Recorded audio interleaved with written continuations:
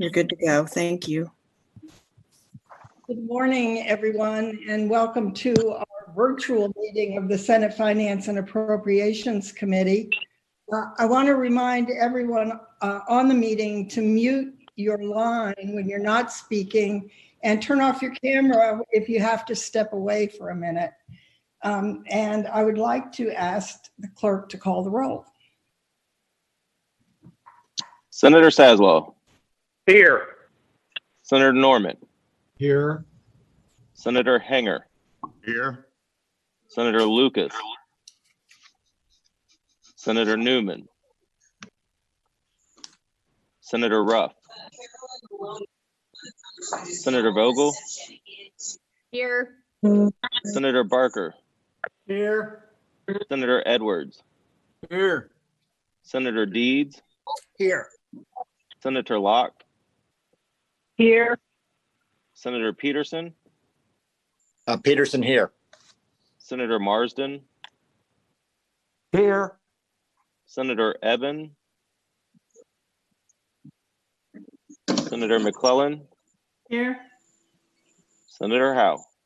Here. Madam Chair, you have a quorum. Thank you.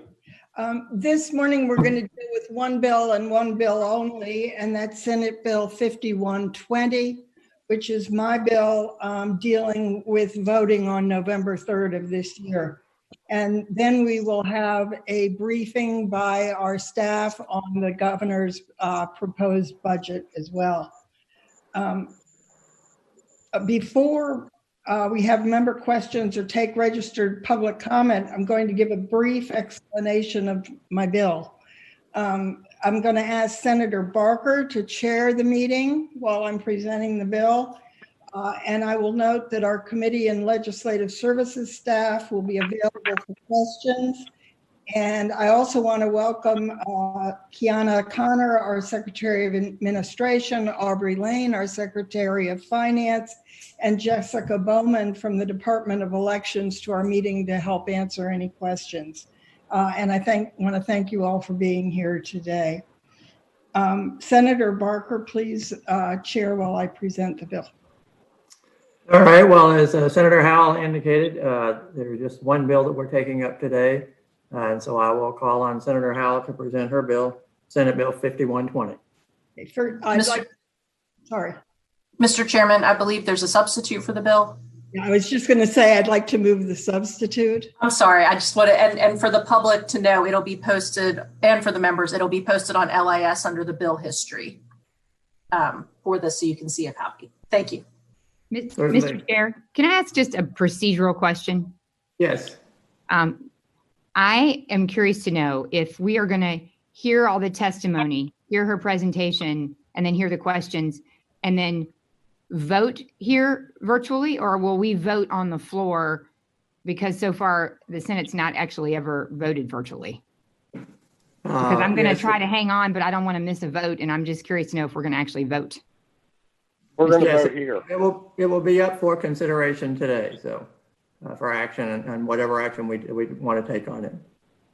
Mr. Chairman, Tommy Norman, while we're on that subject, I know in recent years that we have eroded away some of the protocol in the Senate, and I won't go through a litany of examples, but I would say that I don't know that we want to try to flatter the Senate by replicating what the House of Delegates is doing. We have never in the history of the Senate that I'm aware of voted in a committee, and certainly not working as a corporate body. We have never voted on Zoom or remote. And I have no malice in my comments or my thought. I just think that it would be a very dangerous precedent for us to start embracing voting on Zoom calls. I respect that we are on a timeline, and that's the reason that Madam Chair has called the meeting today, which is appropriate. What I would suggest, so that we don't disrupt the timeline, is that the first thing that we do on Wednesday is to go ahead and it will be on its first, go ahead and ask the clerk to do a supplemental calendar. We can take the, the vote by the committee immediately. And then while we're dealing with other matters, have the clerk prepare a supplemental calendar, which will keep it on its first reading, and we can continue on the timeline. So that's just my perspective, and thank you for listening. Mr. Chairman, it's Sasslaw. Yes, Senator Sasslaw. I would say to Senator Norman, as you know, we approved in the reconvened session budget amendment authorizing all levels of government, including the state government, to do this, and there's been a subsequent Attorney General's opinion. And while I understand what Senator Norman's saying, this is something that I got a feeling we're going to be doing a lot more of in the future until there's a foolproof vaccine developed. And this is more than likely, unfortunately, Tommy, may be a lot of the way future business is conducted, because it's not happening just here in Virginia. It's happening all around the country. So I would hope that we just go ahead and vote today, because we're going to be doing a lot of this, I fear, in the future, and we don't have any choice. Mr. Chair. All right. Well, just to sort of summarize where we are now, we're up for consideration of this bill. So I'll call on Senator Howell to present the bill, including the presentation of, I guess, a substitute that is forthcoming. And then after that, then we can decide how we want to proceed. Do we want to proceed and take action on it today, or to defer action, which we could also do, as Senator Norman has suggested, to Wednesday. With that, then, Senator Howell, I'll call on you to present the bill. I don't believe we've adopted the substitute yet, and I would so. No, we have not. I would so move. All right, there's a motion Second. and a second to adopt the substitute. Any questions? All in favor, say aye. Aye. All opposed, no. The substitute is adopted. Thank you. Proceeded in presenting your substitute, Senator Howell. Thank you. This bill aims to keep voters safe from the coronavirus pandemic when they're exercising their right to vote. No one should have to risk his or her life in order to exercise their franchise in this state. What the bill has is several components. Put briefly, it includes $2 million from the general fund to reimburse localities for the cost of providing prepaid postage for return of absentee ballots. As you're likely aware, similar language and funding was also included in the governor's introduced budget. And if this bill passes, the funding in that bill will be eliminated. So we're talking a total of $2 million. This legislation includes language directing general registrars to examine absentee ballots for errors or omissions on the ballots received before the Sunday prior to the election. That's on October 31st. And if they find errors, they have to provide voters an opportunity to correct and validate their ballots by noon on the third day following the election. It clarifies that failure to provide a witness signature would not render an absentee ballot void. And it provides that general registrars include drop-off locations for voters to cast their absentee ballots, and directs the Department of Elections to set standards for their establishment, including necessary security requirements. And this bill would be effective upon its passage. And I believe that's the overview of the bill. All right, are there any questions from the committee members? This Senator Hanger, I have a question for Senator Howe. Yes, Senator Hanger, proceed. On the drop-off boxes, I was following the end of last week and over the weekend. I thought the Democrats in Congress are trying to pass legislation to prohibit these drop-off boxes. Is that true? Senator Howell. What they're trying to do in Congress. I'm trying to do what's right for Virginia. Right, but Madam Chair, I would suggest if, that it is their intent, they see a problem with this. And so they are proposing legislation to outlaw them for all the states. And of course, that overrules what we might do here in Virginia if they were successful. Okay. I don't see them coming to any resolution on much of anything, but we'll deal with it if it happens. Mr. Chair, Yes, Senator Deeds. I would point out that the election is not a federally run election. It's basically elections run by all 50 states and territories, I guess. And so we make our own rules about what happens here in Virginia. And it's just a question of whether this is an appropriate change for us to make. Mr. Chairman, Tommy. Yes, Senator Norman. Thank you, sir. I would ask Senator Howell, explain to me again what the consequences are if there is no witness signature affixed to the ballot. That requirement is waived for this November. The thought being that there are some, immune compromised people who it's not safe to have to be next to a witness and hit a witness. And Mr. Senator Chair, Chair, do you have a question? All right. Senator Deeds. I would just point out that the witness signature was waived pursuant to a consent decree, which was entered several weeks ago between the Attorney General and some litigants who had filed suit in federal court about the witness signature requirement this year, and so that's already waived. Mr. Chairman. Yes. Senator Newman. Senator Newman, sorry. I apologize. For some reason, the link still won't let me in, but I have a couple of questions to the patron, Mr. Chairman, if that's okay. That'd be fine. Proceed.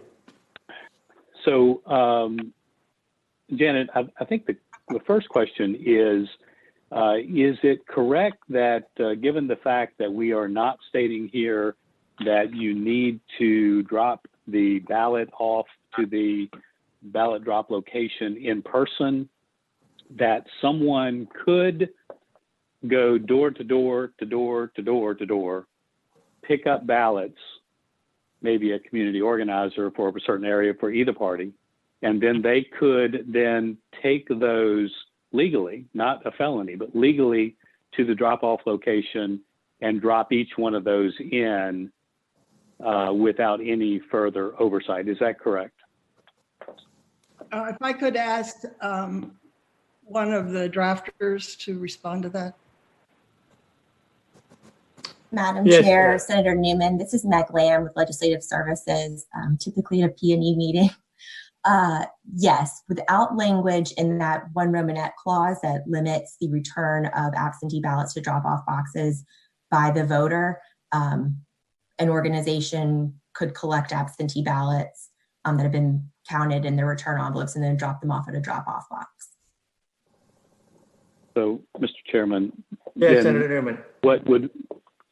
So what it would have been felonious before, which is having a person in between the voter and the ballot, is now expressly permitted, because in this section of the bill, and I'm looking at lines between 41 and 45, little I2 relates to dropping it off to the person to the general registrar.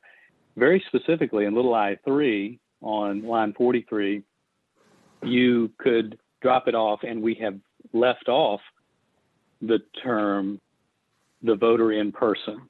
So what would have been felonious before is now not only acceptable, but it's perfectly fine to go in and collect ballots door to door and to take those, and hopefully these all people are perfectly honest Boy Scouts, but take those and drop those off even in the light of full sun and drop them into the ballot for a different person.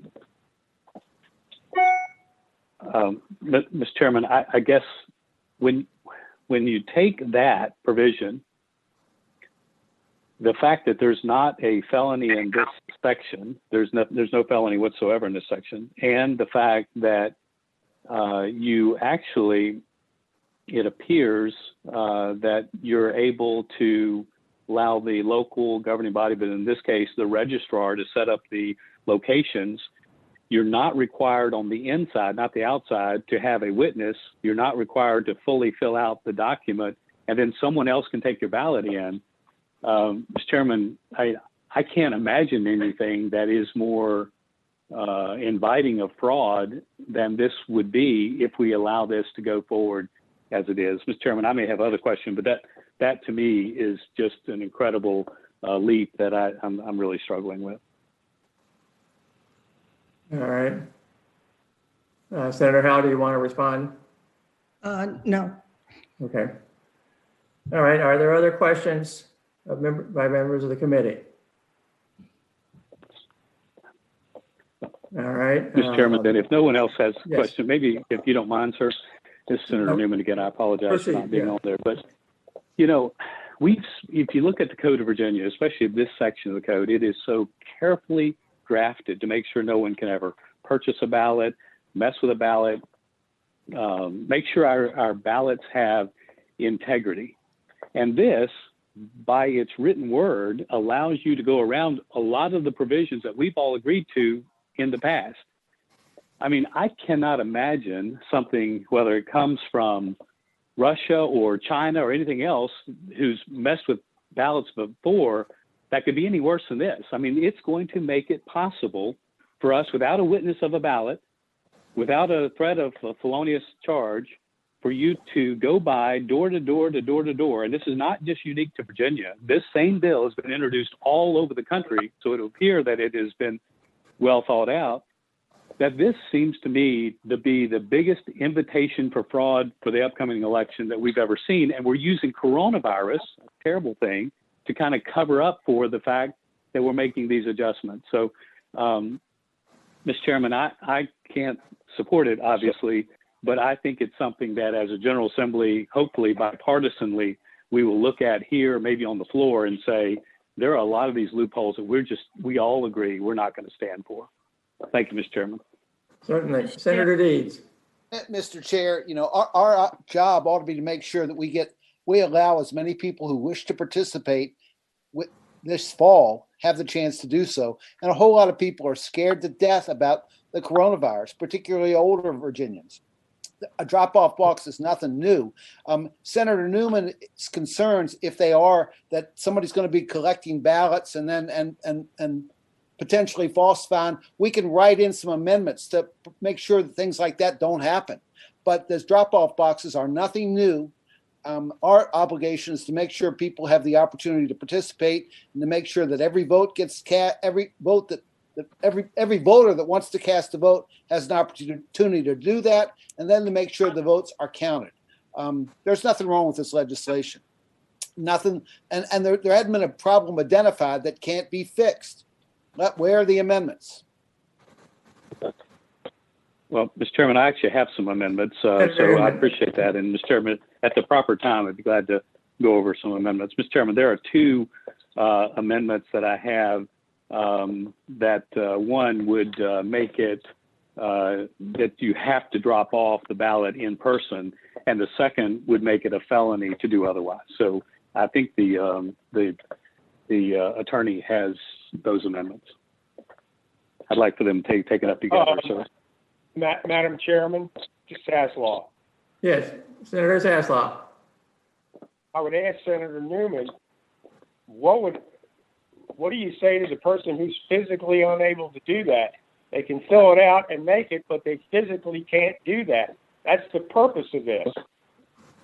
Mr. Chairman, Senator asked a good question, and the good Senator Howe has answered that question in the bill.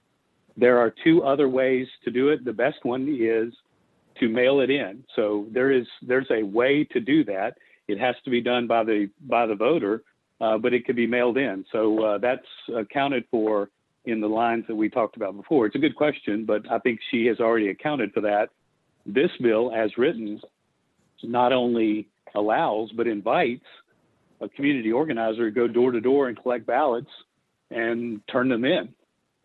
What's the problem with that? Senator Sassel, yes. So that's a great question. And that's, I think, the difference that I'm struggling here with, Mr. Chairman. That is that we have never allowed someone to come in between a voter and the ballot box. And the reason we've done that is, one, we don't want someone to get paid or pay someone to take a ballot.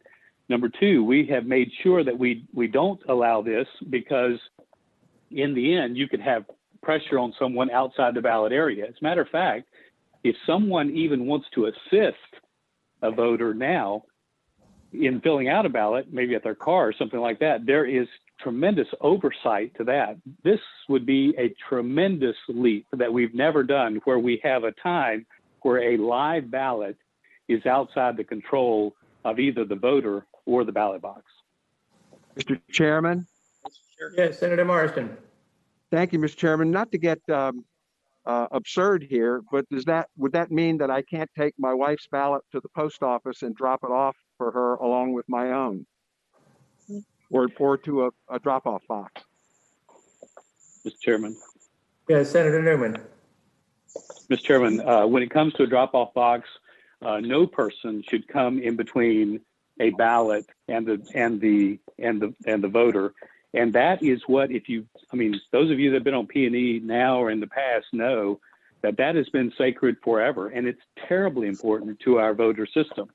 We need to make sure that if an individual is picking up a ballot, that they are either an election official or they're with an election official. And this, my amendments would just simply say, hey, one, you got to do this in person. Two, if you're going around and you're a community organizer picking up ballots, maybe being selective in where you pick those ballots up, that would end up being a felony as it is today.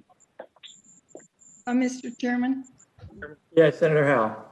I just want to say that as anybody who's paying any attention at all to what's going on nationally knows, the post office is not trusted at this point. So I am convinced there are going to be people who want to personally drop off their ballot in the drop-off box. And some people are going to need assistance in doing that with somebody else taking the ballot. It's especially the elderly that will have trouble, and people with disabilities. So I can understand the public's lack of trust in what's going on at the post office right now in the congressional hearings. And I think we need to make it as easy and as legitimate as possible for people to vote in this November. Mr. Chairman, I did have some amendments. I don't know if they've been read, sir, but the amendments are available, sir. George?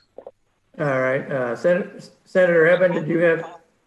Yeah, just a comment. I wonder if it might make Senator Newman more comfortable if the bill, instead of amending the way he had prescribed, that there was just a penalty if someone were to take a ballot and not deliver it. And I don't know if that's already in the code. I don't think right now you can do that. So there should be a penalty if you take someone's ballot or if you go door to door and get them and you don't deliver them to the box. Once you take that ballot from someone, you should have the responsibility of making sure that it gets to the registrar.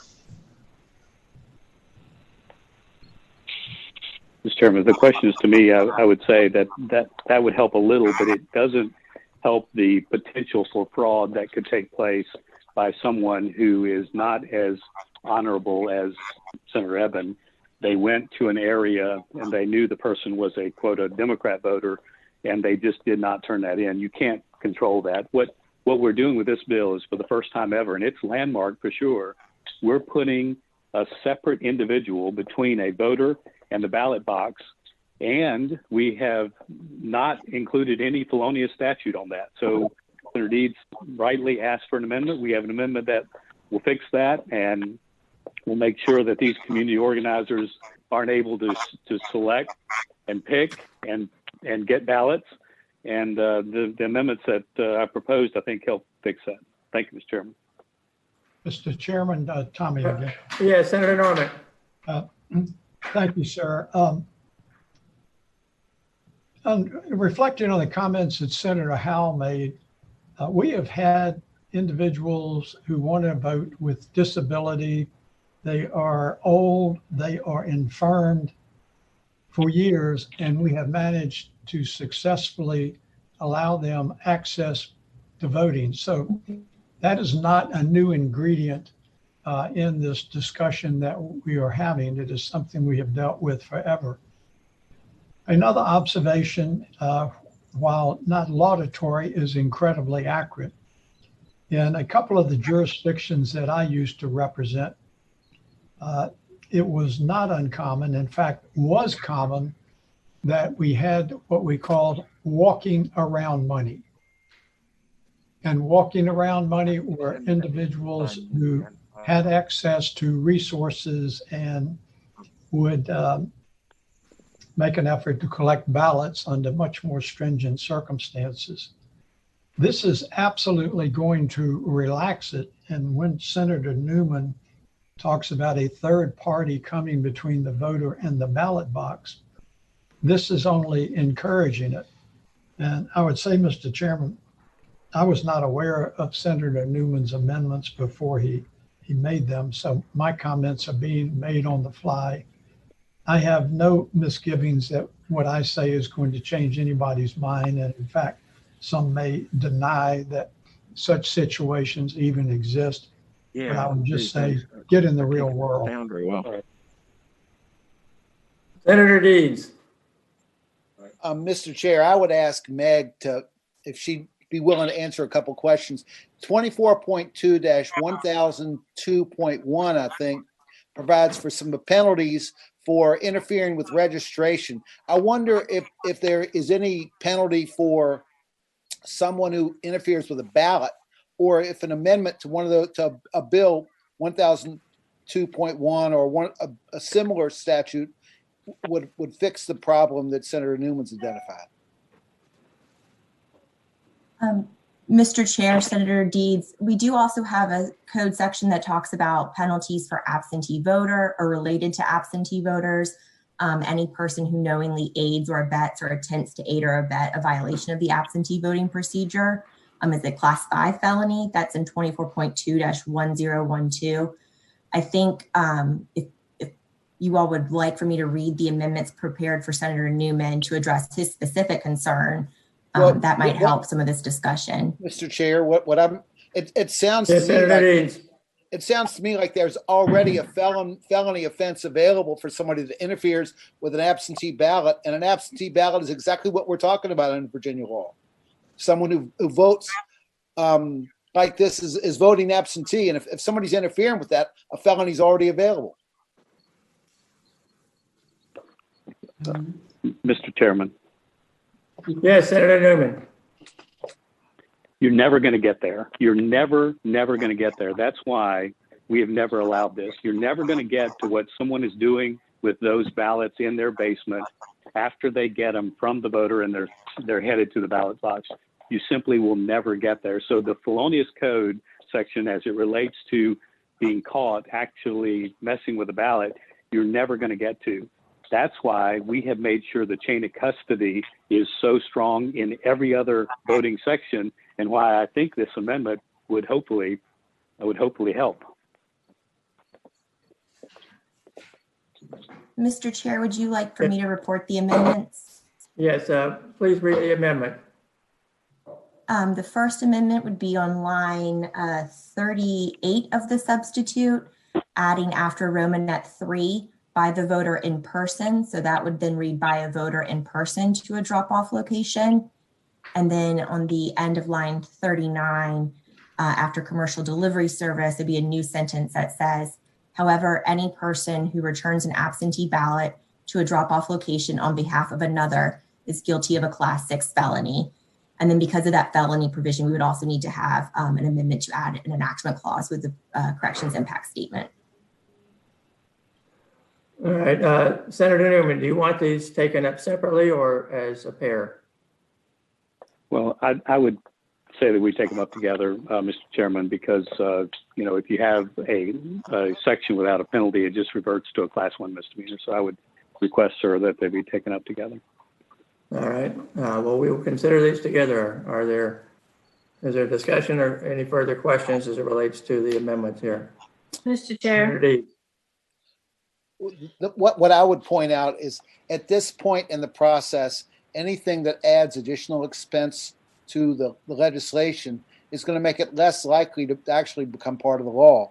We're not really in a position to handle additional fiscal impact.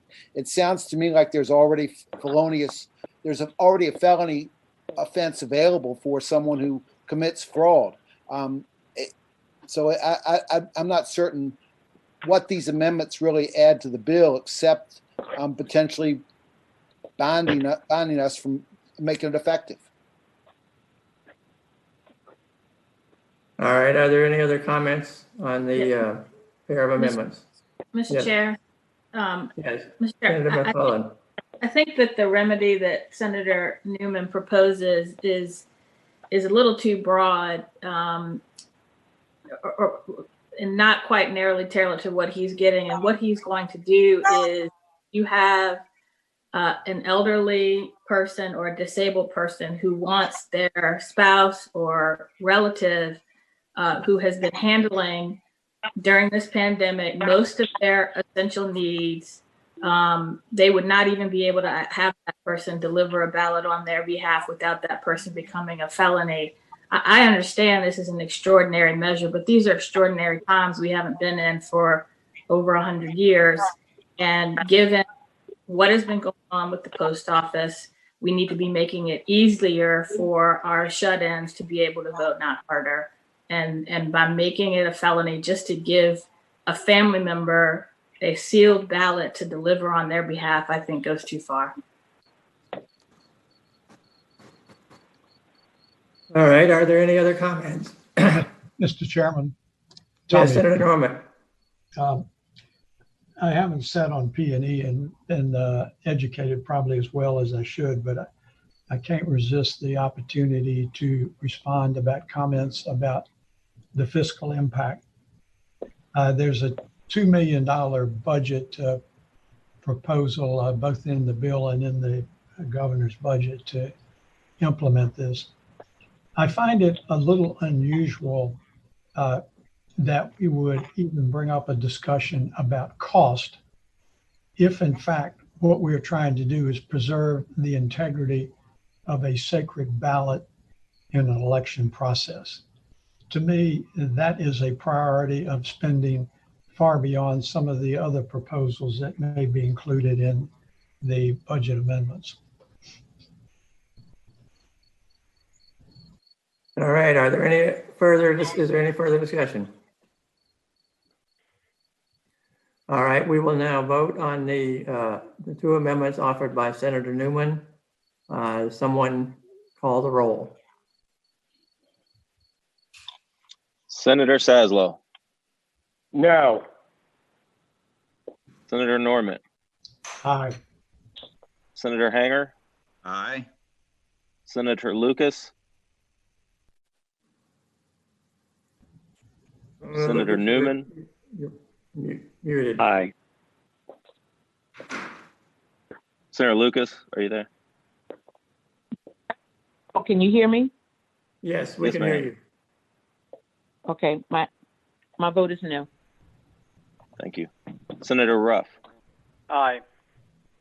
Senator Vogel. Aye. Senator Barker. No. Senator Edwards. No. Senator Deeds. No. Senator Locke. No. Senator Peterson. No. Senator Marsden. No. Senator Eben. Nay. Senator McClellan. No. Senator Howe. No. 5 ayes, 11 nays. All right. The motion fails. So we're back to the substitute that introduced by Senator Howell. Senator Deeds, did you want to comment? Mr. Chair, I move we report the substitute. Well, before we get to that, we need to take public testimony. So Mr. we'll Chairman, hold off on that motion for now. Mr. Chairman, I have a question. Yes. The question is with regard to mail-in absentee ballots.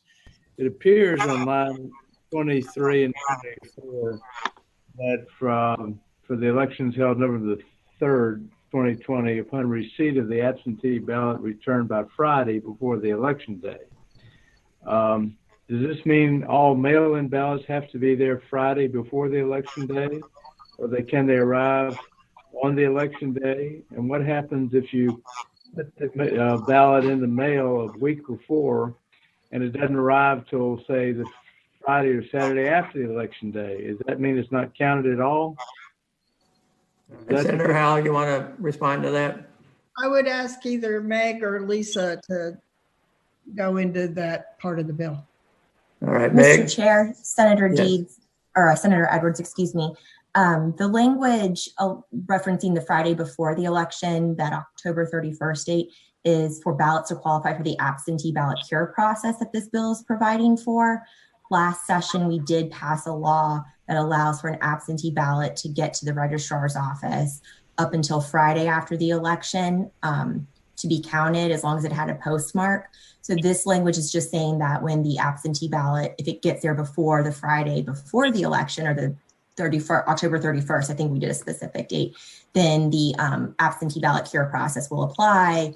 Registrar is responsible for verifying the information is correct right away, and then contacting the voter within 3 days to give them the opportunity to make those corrections.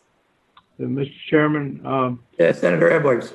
What happens if it doesn't arrive till Friday, let's say hypothetically after the election, and it's postmarked before the date of the election? Mr. Chair, Senator Edwards, under our current law, that ballot could still be counted. The issue, though, is that the absentee ballot cure process would not have the opportunity to be taken up. There wouldn't be time for the registrar to be able to get to the voter to be able to make those changes. So it's only the cure process that's affected by when the absentee ballot is returned. As long as it gets there before noon on election day, the absentee ballot can be counted. Mr. Chairman, does that mean if it's not done perfectly, but it arrives the following Friday because of the mail, it's postmarked before, that because there's no time to cure, the ballot is not counted? Senator Barker, Senator Edwards, that's correct. If there was an issue with the ballot when it arrived, if, for example, the voter hadn't signed the voter statement, there would not be the opportunity for them to make that change and be able to have their ballot counted. If a ballot shows up and everything's done properly, and it just happens to be that it's the Thursday after the election, as long as it's postmarked, it'll still be counted. So, Madam Chair, Mr. Chair, yes, Senator Edwards. What is, under current law, what's the last time an absentee ballot that's postmarked before the election can arrive and still be counted? Is it Friday, Saturday, or what is the date? Senator Barker, Senator Edwards, it's the Friday after the election, noon on the Friday after the election. Clarification, Mr. Chair. Yes, Senator Edwards. The postmark on the day of the election, or does it have to be the day before the election and arrive on Friday after the election to be counted? I believe the way we wrote it, Senator Edwards, is that it's on or before the day of the election with the postmark. And then the department did just, or the state board did, is considering some regs to allow for, even if you can't read the postmark, recognizing that things get messy at the mail. So if you can't read the postmark, what happens? They'll still count it. Okay. But it could be done on the day of the election and arrive on Friday to be counted. As I recall how we wrote that code section, yes, sir. Yes, Okay. Senator Edwards. Okay. All right, any other questions? Yeah, Mr. Senator Chair. Peterson. Yes. Yeah, just want to, I'm reading and rereading this bill. I just want to make sure I have it understood correctly to explain. So if the registrar receives the ballot and the voter affirmation is not correctly signed or not correctly filled out, then they will notify the voter, and the voter has an opportunity to correct that. However, the witness requirement is essentially waived, at least for this election cycle. In other words, if they see that the witness signature line is not filled out, then they don't go back to the voter because it's not a requirement. The ballot is counted either way. Is that correct? Senator Barker, Senator Peterson, that is correct. There are a number of omissions that are not considered material omissions, the witness requirement being one of them for this particular election. If a voter forgot their middle initial when they were filling out their full name, that's another example of a material omission that the registrar would not have to contact them for. It's only when there's an error or an omission that would render that ballot void that they're required to reach out and give the voter the opportunity to correct it. Got it. Thank you. All right. Are there any other questions at this time? All right, well, we'll move to public testimony. Do we have individuals who are signed up to speak today? Senator Barker, the list that we had 2 names, the first of which is Tram Nguyen, Nguyen, and the second being Deb Wake. All right. Tram Nguyen. And who is managing the, all right. Provide your testimony. Thank you. Thank you. Good morning, Mr. Chair, Madam Chair, members of the committee. My name is Tram Nguyen. I am co-executive director of New Virginia Majority. Since COVID-19 hit over the last several months, I have fielded countless questions from voters across the Commonwealth about what voting this November would look like. For example, in many of the virtual town halls and community meetings that I've attended, the majority of voters seem to think that if they forget to put their absentee ballot back in the mail in time to return to the registrar's office, they can simply take their ballot to the polling place on election day and that ballot would count as is and therefore avoid long lines. That's not true. Without the changes in Senator Howell's bill, currently voters who bring their absentee ballot to the polling place on election day would not only have to wait in line, they would have to cast a provisional ballot. So it just creates, especially in COVID, a situation where more people are going to have to interact with each other and with poll workers. So, and it doesn't help our goal of reducing numbers of people at any given place during the pandemic. So everything that's in this bill taken together, the permissible Dropbox locations, the secure process for absentee ballots, and prepaid postage, these measures will restore confidence among voters that they will be able to cast their ballot safely and securely this November. So allowing every eligible voter to vote in person on election day, in person during the 45-day voting period, returning their absentee ballot using a method that is best for them with their schedule and all of that really protects their health and safety. So we strongly encourage you all to vote for this bill. Thank you. Thank you. All right, and April, who was the other person who was? Deb Wake, Senator Barker. All right, Deb Wake, and you're now authorized to testify. So, thank you, Senator, Chairwoman, and members of the committee. The League of Women Voters began to work to increase access to voting beginning in March when we realized we were in the middle of a pandemic. We were one of the litigants in the cases to remove the witness requirement for absentee ballots because we did see that as a barrier and a health concern for people to be able to vote safely. And we see the drop boxes as adding another access point where voters can safely return a ballot if they are unconfident in the mail system. If they delayed getting their ballots in the mail, they want to make sure that it's still counted. They can bring those to the polling locations and cast them on the day of the election, but they can avoid lines and contact and things like that if they go ahead and have this access. There are 30 states that already have have drop boxes in place, and so we would not be doing something unusual to do this in Virginia. It's just adding another safe way to cast a ballot. Right now, the current process for handling missing information on ballots is 90 days after the election, the voter is notified that their ballot did not count and given the reason. And so we applaud this opportunity for voters to be able to have their ballots counted by being able to provide the missing information instead of finding out afterwards that it didn't count. The other thing that hasn't been addressed or talked about yet is the postage paid. And we do see this as another way to increase ballot access for people. Despite the fact that the Center for Voting Information, or whatever they're called, did such a hash up of sending the ballot applications to everybody, registrars are finding people returning those in the postage paid envelopes. And then the registrars are having to get this to the proper registrar. But it does show that the public does find this helpful to have postage paid as a means for returning their ballots. So thank you very much for the opportunity to talk to you. And I do hope that you will support increasing ways to gain ballot access for voters. Thank you both for your testimony today. We are now to the point of deciding what action we take on the bill today. I move it be reported. Second. I have a question. All right, there's a motion and a second that the bill be reported. Senator Edwards, you have a question? I want to clarify.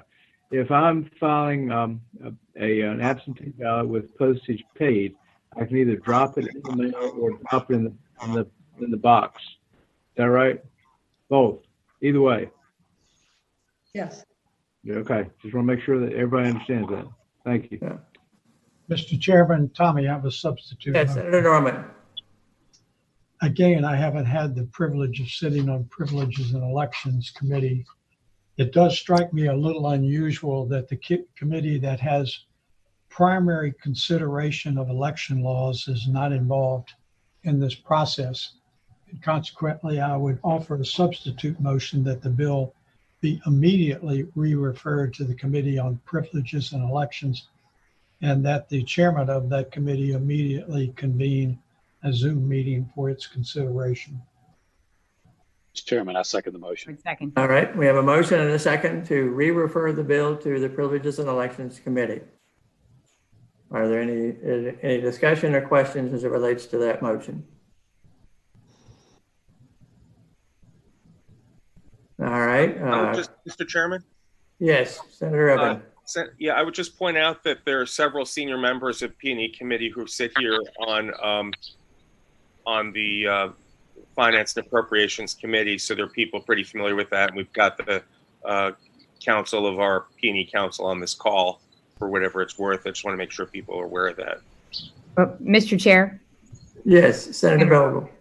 If I may, I would just say I've had so many communications from the elections community, and I do think, while I understand that this is time sensitive, I do think there is value in having this be heard in the P&E committee, because I suspect that most people understood that this was heard in the context of finance, and as a substantive matter, so many of the folks from the elections community who have communicated with me have not had the opportunity necessarily to have those issues raised and vetted before the P&E committee, which is the committee that usually undertakes that kind of discussion and that kind of question and answer with Meg and others there to discuss it. So I do think that should be a priority. And I hope that just because of COVID, we don't do away with all of those customs and considerations that are given to bills of this level, that have this level of consequence and impact.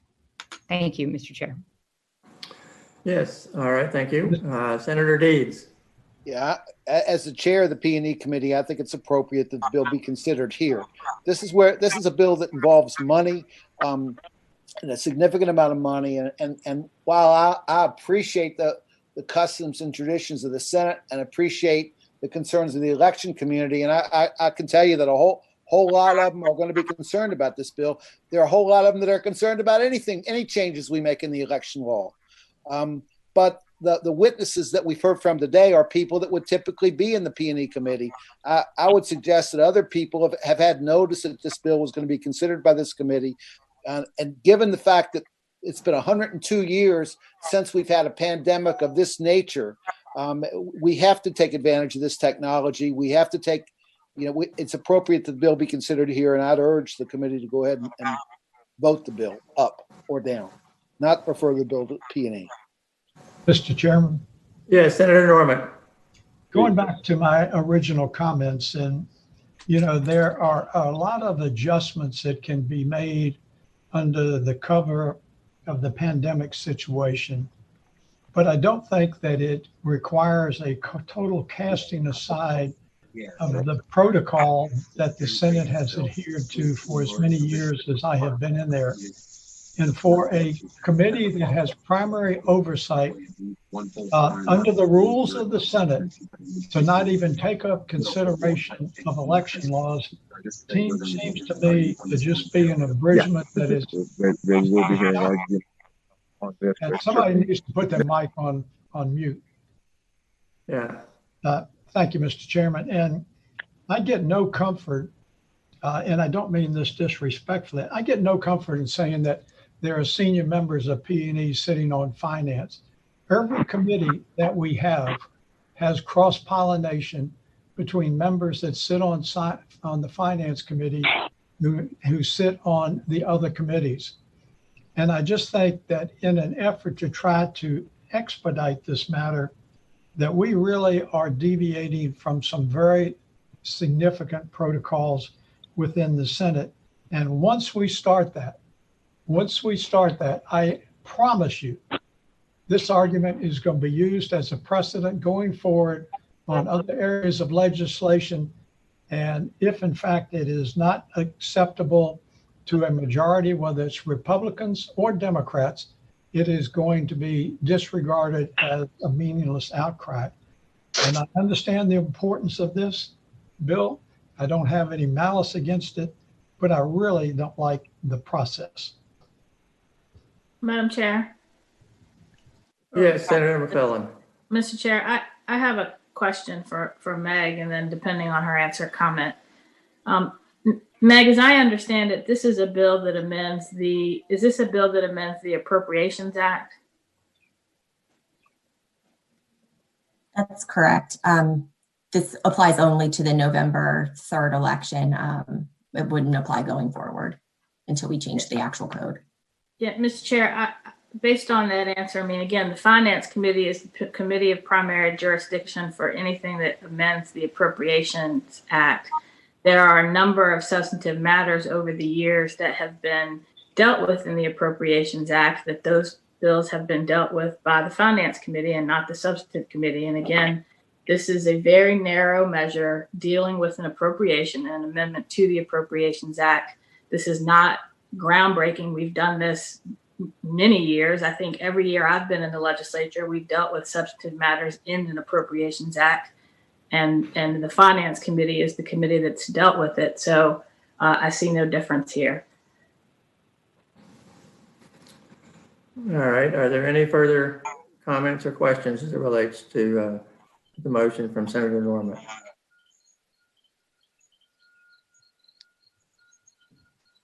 All right. We will now vote then on the motion from Senator Norman to re-refer this bill to the Privileges and Elections Committee.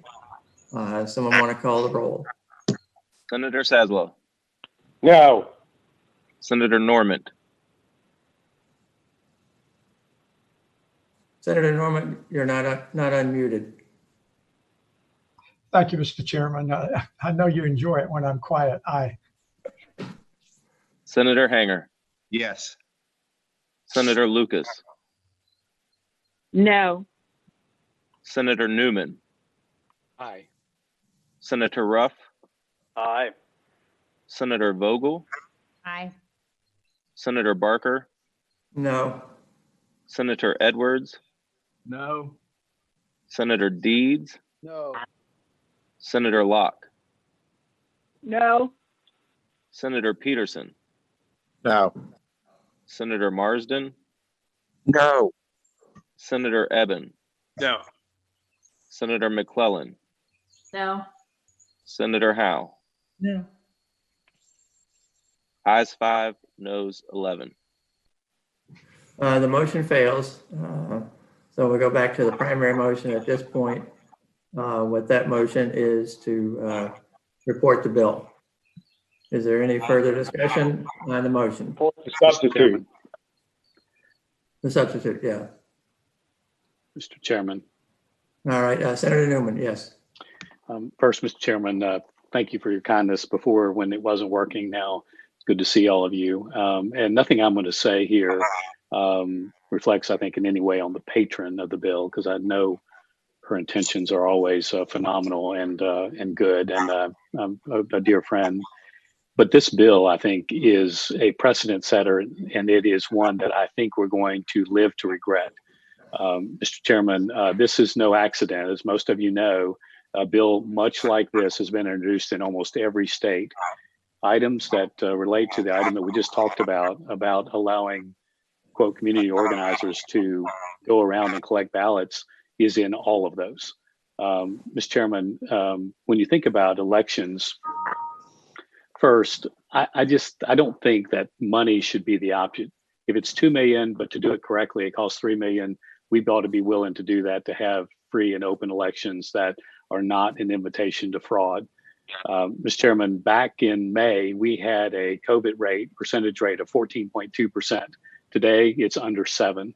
By the time that the election gets here in November, we hope it'll be even better. Let's hope that it will be. But what we have got here is a situation where we're about to pass a law that I think is going to have a major impact in a negative way on our election process. There is no requirement. Oddly enough, there's no requirement for a witness signature, which would be bad enough, but then you move on beyond that and allow us for the first time to put someone, an individual, and we don't know their intent, between the voter and the ballot box. We have never do that. Any of you guys who have served on P&E know that has been sacred for not just decades, but for forever. We have made sure that our ballots are handed off and have that type of security. Mr. President, Mr. Chairman, there is no indication that there's going to be extraordinary security around the drop-off boxes. That is just unclear on how that's going to be handled as far as once those items are dropped off there. Mr. Chairman, also, we are allowing 2 individuals, and it says in the bill on page 2 that they can be, if practicable, a person from each political party. And if not, they can just be employees of the department that can go in, or they don't have to represent anyone. So you would not have to have a Democrat or a Republican there once those ballots are dealt with. Mr. Chairman, I don't mean to take up so much of your time today, but I got to tell you, I think this bill sets up, not because of anything in Virginia, but nationally, a systematic way to, at least on 2 locations, for there to be massive voter fraud. And I think that since this is an appropriation bill, we ought to do what we need to do to make sure that it is done securely, and we're willing to pay to get the results done correctly. There's been a lot put in over the last few years about foreign countries dealing with our elections, and properly that has brought to the fore the idea that we should have secure elections. Mr. President, I think when you pass this, and in particular, the amendments that were turned down that basically say that we in Virginia are now okay with sending people out canvassing around the state to pick up lab ballots, that we are inviting fraud. And I know that's not the intent, certainly not the intent of the patron, but I think that's the effect of the bill. So, Mr. Chairman, that, sir, is the reason why I'll be voting no. Chairman? Yes, Senator Evan. Yeah, briefly. We're expecting extraordinarily high rates of voter participation this fall, and I want to thank the patron for bringing the bill. It's important. As she said, the Postal Service has recently and justifiably lost confidence of a good percentage of the American people, and we need to make it easy for people to vote without impacting their health. That's what this is about. This affects one election. Make it easier to vote without impacting the health of those who want to be cautious and those who want to drop off their ballots in person. And I would just point out to everyone who might be watching at home, this does not mean that you should wait to the last minute to participate. People should know they can request their ballots now and then return them after this bill passes, or after they receive them. All right, Senator Deeds. I just want to make 2 points. Number one, in-person absentee voting, file went up on Senator Eben. In-person absentee voting begins September 18th, and I hope everybody that can vote in person does it. They vote in person. But I want to allay the fears about fraud and abuse. As someone of the earlier speakers noted, 30 states use drop boxes, and there's not any evidence, there's not overwhelming evidence of any kind that abuse or fraud has occurred. This is a way to make sure that more Virginians can vote safely. The chair is a former, the chair and the person who brought this bill is a former chairman of the P&E committee. She knows the law as well as anybody else in this area. And this bill is an appropriate way. It builds on the best practices that have occurred in other states. It allows flexibility for the State Board of Elections to make sure this is done as safely and as securely as possible. And I'd urge the passage of this bill. All right. Are there any other comments? Senator Vogel. Mr. Chair, Senator Locke. Senator Vogel's first, and then we'll come to you, Senator Locke. I apologize. I had a little unmute problem. I would, if you would just indulge me for a second, like to associate my remarks with those of Senator Newman and say, in the absence of some more extended conversation in P&E, I would be remiss if I didn't just raise for a moment the concerns that have been expressed probably to everybody in this Zoom meeting from our elections community, some of just the baseline logistics and practical challenges that are going to be posed for their offices, and the resources and some of the unfunded mandates that they are raising, at least in communications with me. And while we have the issue of it is our fiduciary obligation to not create exposure for Virginia and to try to create an orderly process for elections and do everything that we can to prevent throwing our elections into chaos. And that requires providing the resources for our local registrars and for those of our officials who are trying to do everything in their power during an already challenging time to manage elections. And I can tell you that from the feedback I'm getting, they're quite concerned about what this process will mean for them. And so for that reason, and many of the other reasons that have been stated here, I am very concerned about the position that we are going to place some of our registrars in. Many of the comments that were made by Senator Newman, I will not repeat, but I am concerned. And I just hope that we all are very, very careful about what it is we're voting for here and understanding the consequences of these votes and what that can mean for our elections in the fall. Thank you, Mr. Chair. Thank you, Senator Vogel. Senator Locke. Thank you, Mr. Chairman. Can you hear me? Yes. Okay. I just want to emphasize that we all care about election integrity, which includes accessibility. And that's what this legislation is about. And I want to thank Chairman Howell for bringing forth the legislation. And I want to emphasize that our democracy is strongest when every vote is counted and when we all have our say in elections. The integrity of our elections depends upon every eligible voter having the ability to make their voice heard. And that's what this legislation is about, having voices heard. That's why it's important that we have options for voters to participate safely and securely, from voting by mail to secure drop boxes to voting early in person. No one should have to choose between their vote and their health, and policymakers don't have to choose either. So the best way to protect the integrity of our elections is to ensure that voting is safe, secure, and accessible for all eligible voters. And what that means is to make sure voters have options to cast a ballot, either by mail or in person, while protecting those who are most vulnerable to this virus, which has not gone away. So electronic tracking also adds another level of security to absentee voting, so voters can know if their registrar has dispatched their ballots and when it's been received to be counted. So there are protections in place, but I think Senator Eben mentioned and others have mentioned that no one should have to choose between their health and this very precious democratic process of voting. So thank you, Mr. Chairman. Thank you, Senator Locke. Is there anyone else who wishes to speak? God, I hope not. All right, then we will proceed to vote on the substitute presented by Senator Howell to Senate Bill 5120. Can call the roll, please. Senator Sasslaw. Aye. Senator Norman. No.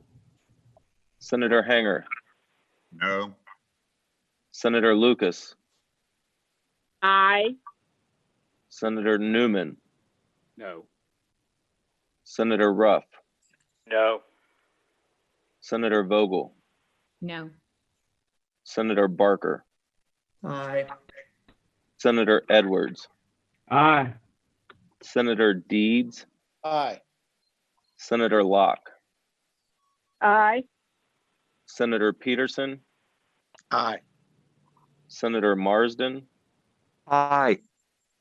Senator Eben. Aye. Senator McClellan. Aye. Senator Howe. Aye. 11 ayes, 5 nays. The motion passes, so the bill is reported. And we'll go to the floor of the Senate. Senator Howell, I'll turn the chair back over to you. Thank you. And thank you for standing in for me on this. The next and final item on the agenda is a briefing by our staff about the governor's Okay, turn off now. Why? Oh, you can jump in. Yeah, try that. Try to click on the link because that might be why it's taking you out. Madam Chair, can you hear me? Yes, I can. Yes. I can't see you anymore, but I can hear you. Okay. Can you see the slides for the PowerPoint presentation? Yes. All right. Thank you. Sorry about that.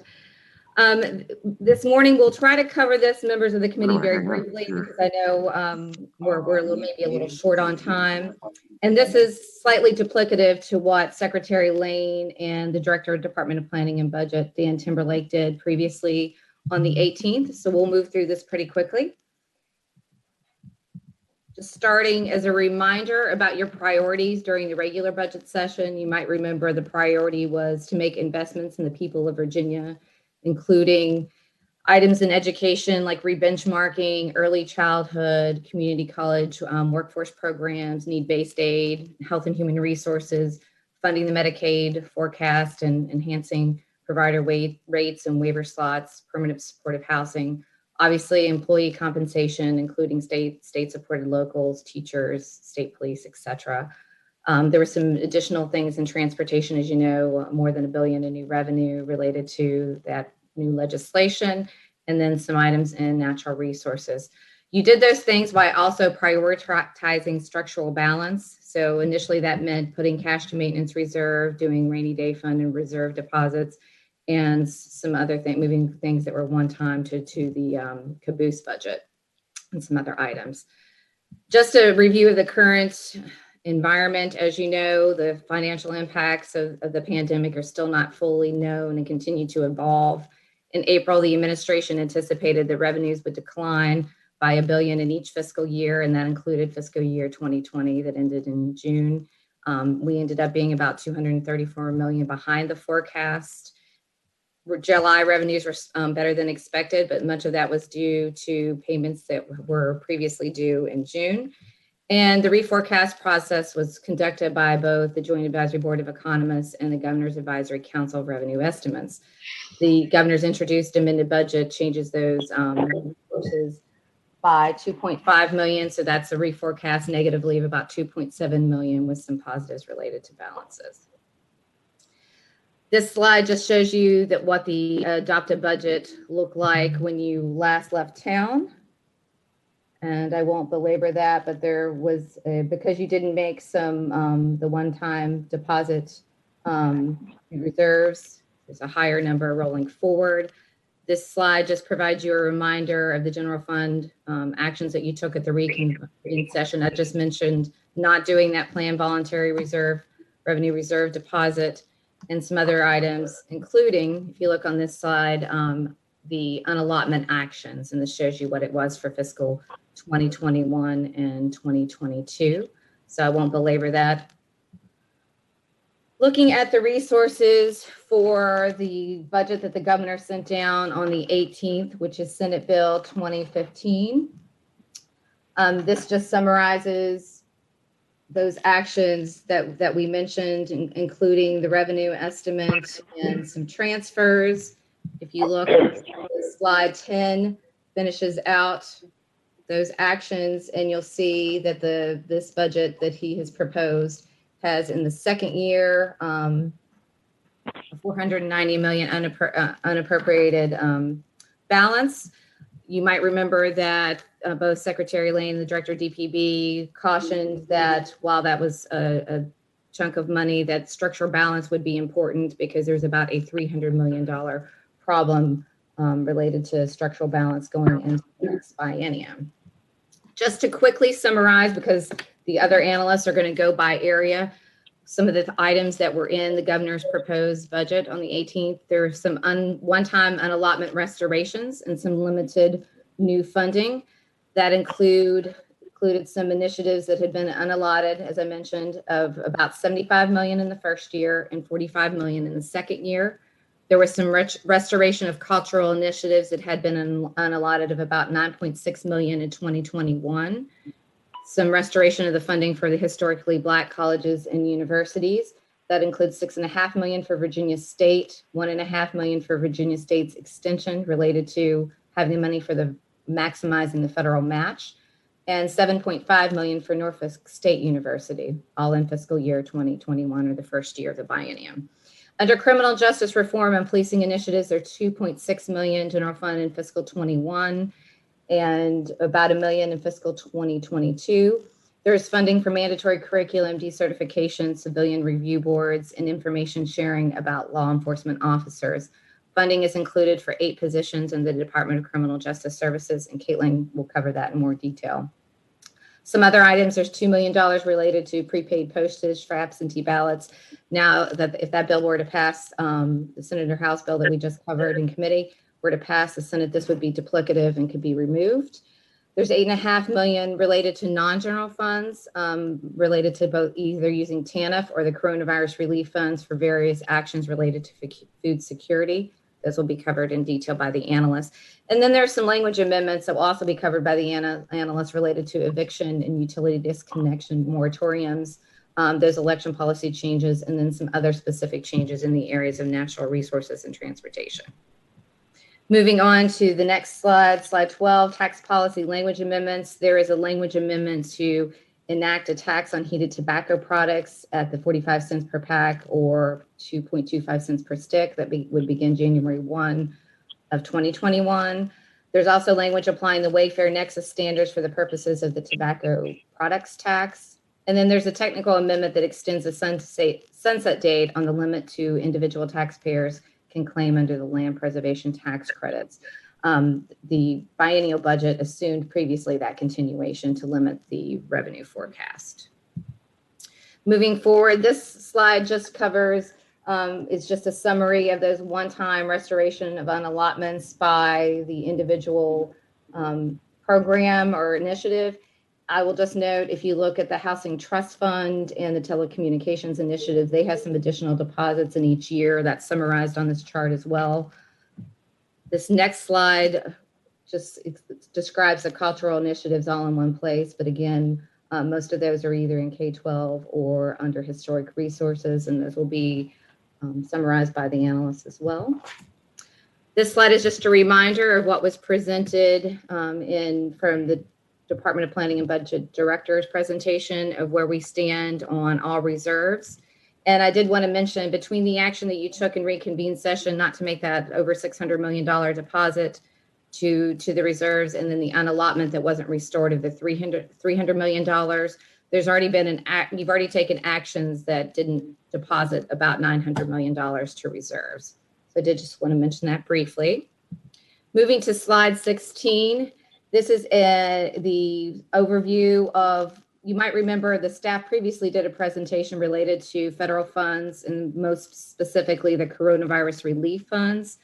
This is a summary of what currently has been allocated. So between the 2 years of last fiscal year and this fiscal year, 1.8 billion of that 3.3 billion has been committed, and there's a remaining balance of about 1.3 billion. And that is probably going to be a topic of discussion as we further discuss the budget in committee.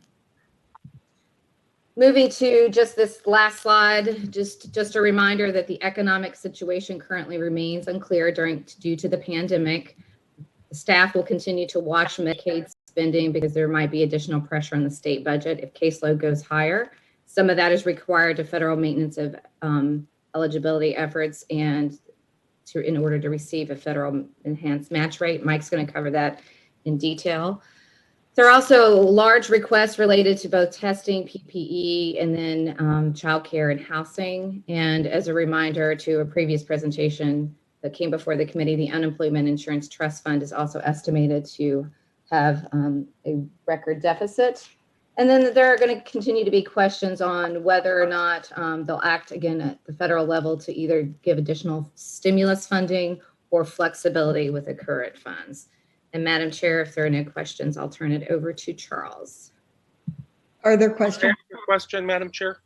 Yes, Senator Eben.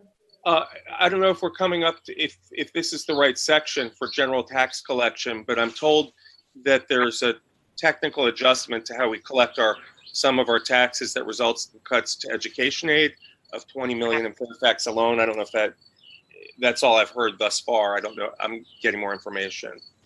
Senator Eben, that's related to are you speaking, and Madam Chair, are you speaking to the decline related to sales tax? I believe so. I'm trying to find out more from my local board. I believe Tyler is going to mention that in more detail when he gives his presentation. And if not, I can follow up with you separately. But there was a decline in sales tax. So it makes an adjustment sort of at the top level related to what we do, but it also impacts what goes to the localities and what they're assuming they'll get as well. So I believe Tyler's going to cover that. If not, we'll come back to that. Thank you. You're welcome. All right. If there are no other questions, I'll move on to Charles. Thank you, Madam Chair. Thank you, April. Just quickly, an overview of the Commerce and Trade area. You will recall that the adopted budget, Chapter 1289, included a net increase of $107.6 million in general fund spending. Some of the larger items in the enacted budget included an increase of $23 million each year for the Housing Trust Fund, an increase of $16 million for broadband.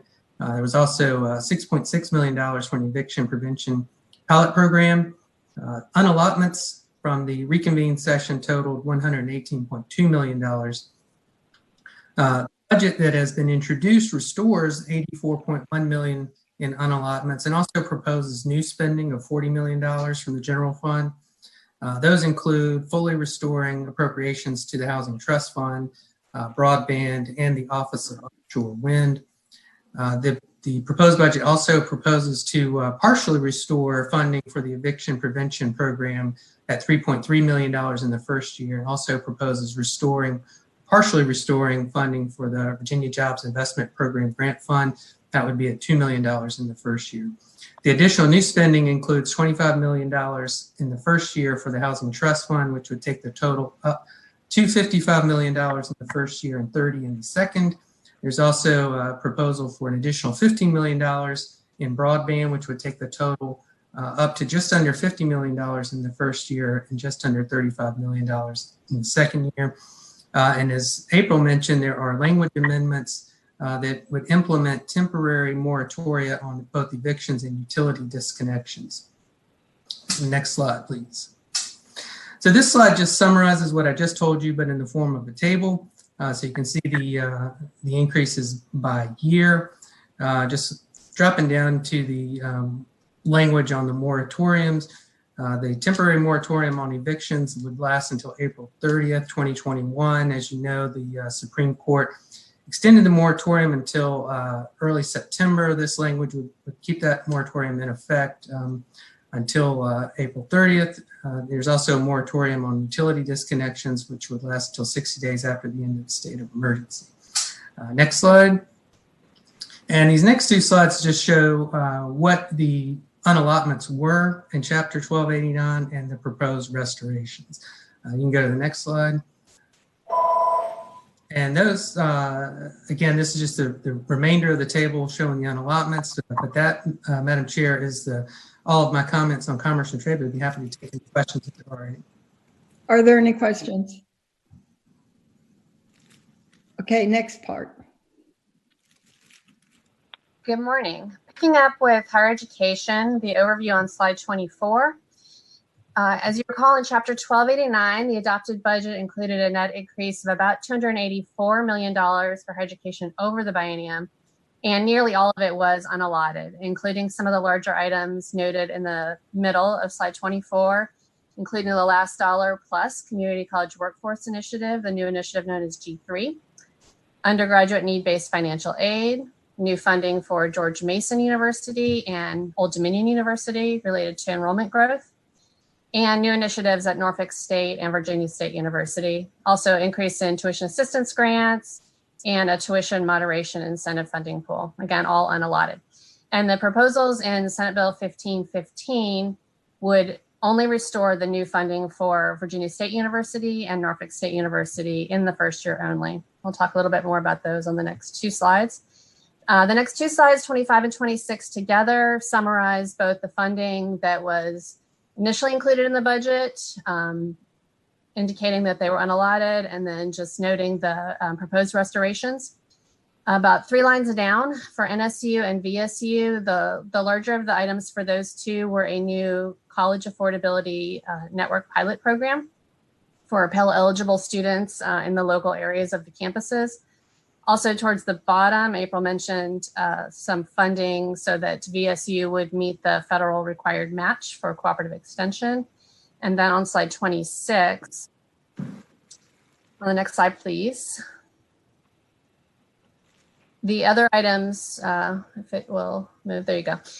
For both NSU and VSU, again, had IT and data modernization related items, and both had some smaller student success initiatives that would be proposed to be restored in the first year. Madam Chair. Yes, Senator Peterson. And I don't know if this is the appropriate time to ask, but if I don't, might as well do it now. As the members of this committee may or may not be aware, there's a massive disenrollment taking place right now in our colleges and universities. And I say that as a father of 2 children that were enrolled at a Virginia public university, both of whom disenrolled in the past few days. Are we tracking this? Is anyone keeping track of the statistics? Is this a concern? And with this, I mean, I guess my question is, at what point are we going to get updated on this factor? Thank you, Senator Peterson, Madam Chair. The institutions provided some preliminary estimates of what their impacts might be to Op6 over the summer. For fall 2020, they ranged from a reduction in tuition revenue from about as much as 10% statewide under what they thought might be their worst case scenarios, although it does vary by institution, and some did indicate as much as a 40% for a particular institution. But yes, as you indicated, as the term is generally referred to as MELT, as fall enrollment shakes out. And so I don't know the specific date, but as the fall continues, we'll find out exactly what the actual enrollments have been. And I have more information separately on the federal funding to date for higher education as well. Well, Madam Chair, if I might follow up, all of our assumptions assume a certain amount of students at these universities, and that could be off by a factor of 25, 30, maybe even 35%. And whether that's going to be a one-year blip or whether that's going to be a systemic issue over the next 5 years is something we're going to have to discuss. And we're certainly not going to solve it in the special session, but I just want to make sure people are aware of that there is a transformational change taking place right now in higher education as students are voting with their feet, and in a lot of cases are choosing to take a year off. So just be aware of that. Madam Chair, Tommy, following up on Senator Peterson's comments. Senator Norman. Thank you.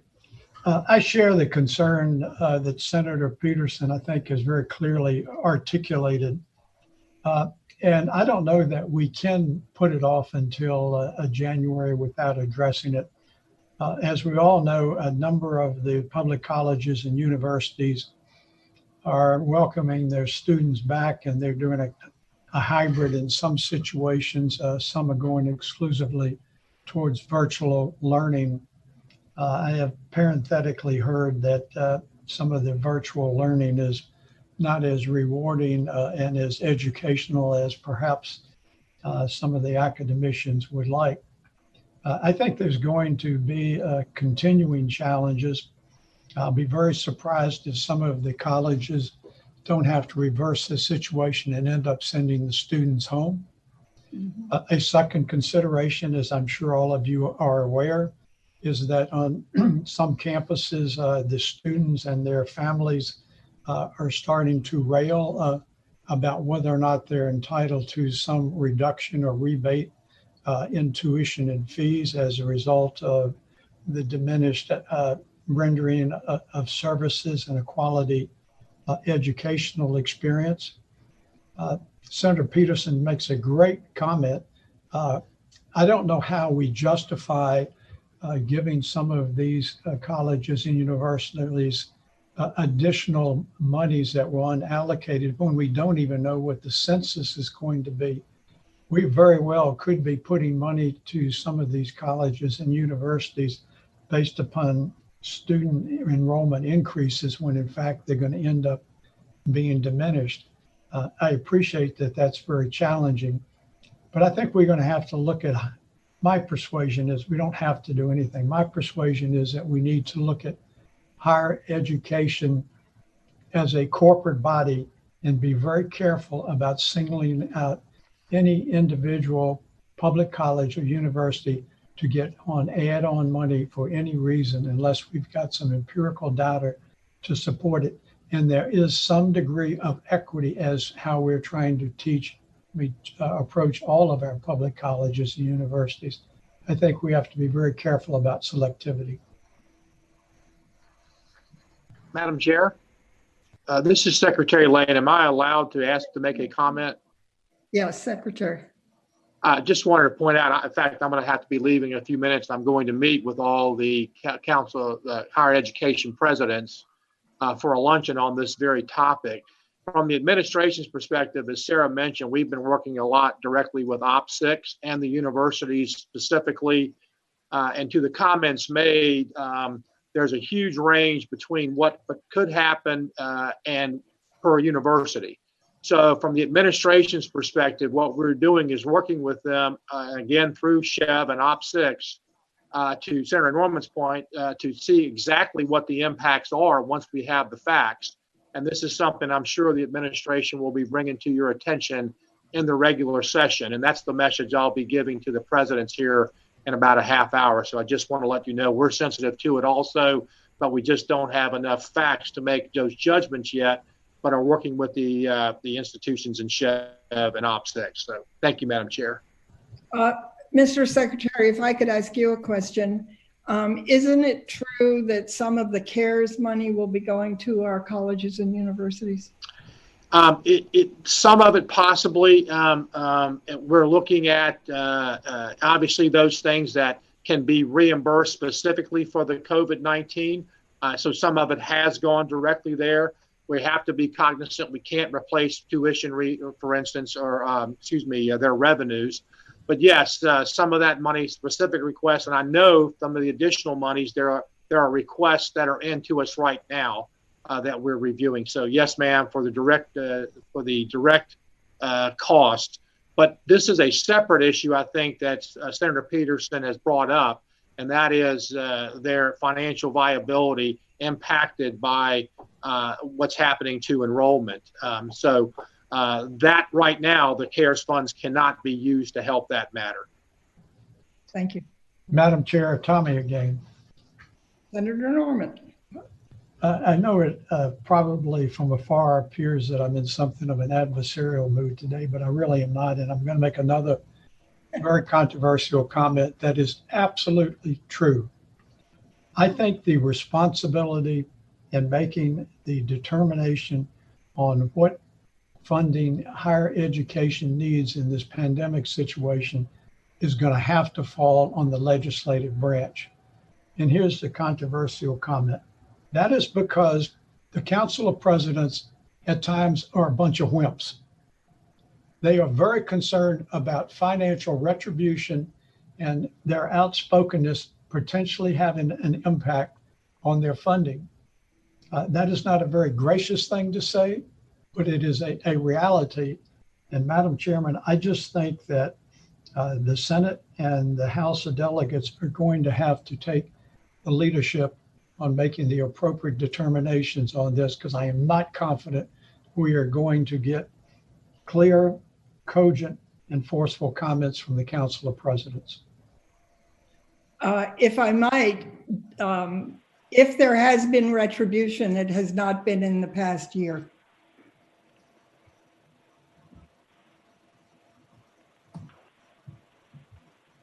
Let's see.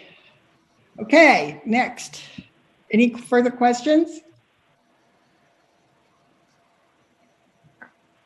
Okay, what's next, April?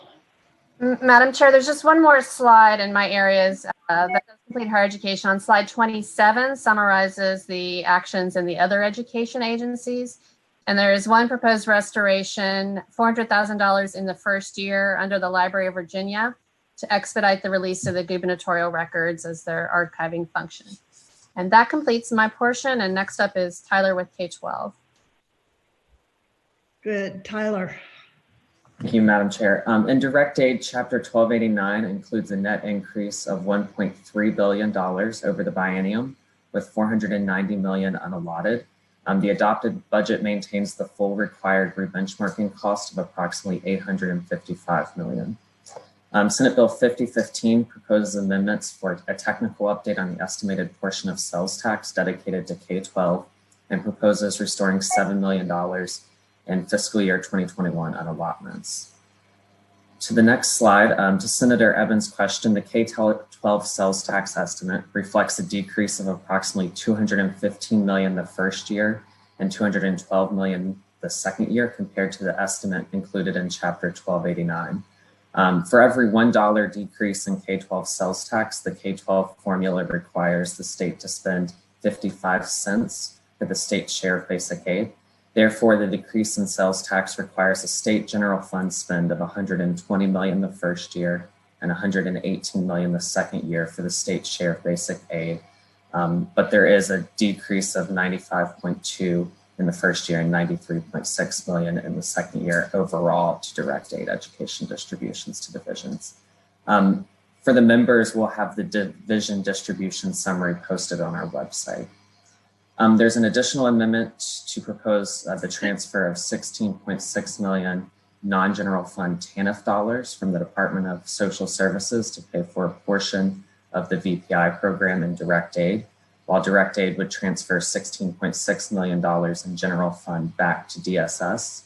This would provide flexible general fund funding for DSS to use to support childcare for school-age children during this upcoming school year. And Mike has additional amendments that he can discuss in that area. Moving to the next slide, just a reminder, the $490 million unallotted in K-12, 63% or approximately $307 million represents the salary increases for teachers and the cost of competing adjustment, followed by $92 million for early childhood and $72 million in programs for at-risk students. The next two slides detail the increases in Chapter 1289 and then their unallotment status and then their proposed restorations. The governor is proposing to restore $3 million in incentive funding to recruit and retain early childhood educators and $1.7 million to increase support for jobs for Virginia's graduates.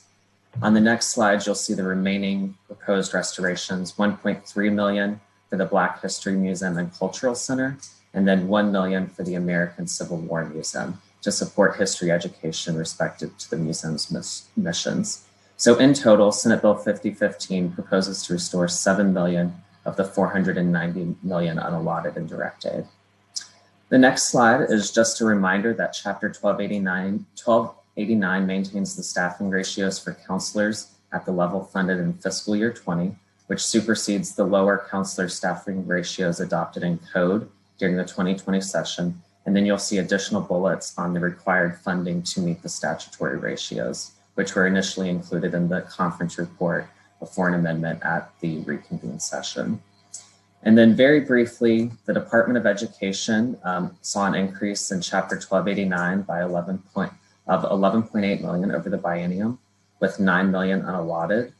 And on this slide, the next slide, you'll notice that there are no proposed restorations, but I will note federal CARES Act funding for education has been allocated to expand Virtual Virginia, the state's existing state learning management system, and every school division will have no cost access to the Virtual Virginia platform to deliver locally developed virtual content to students during the school year.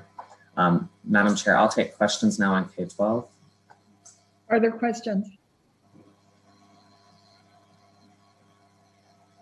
Okay, thank you.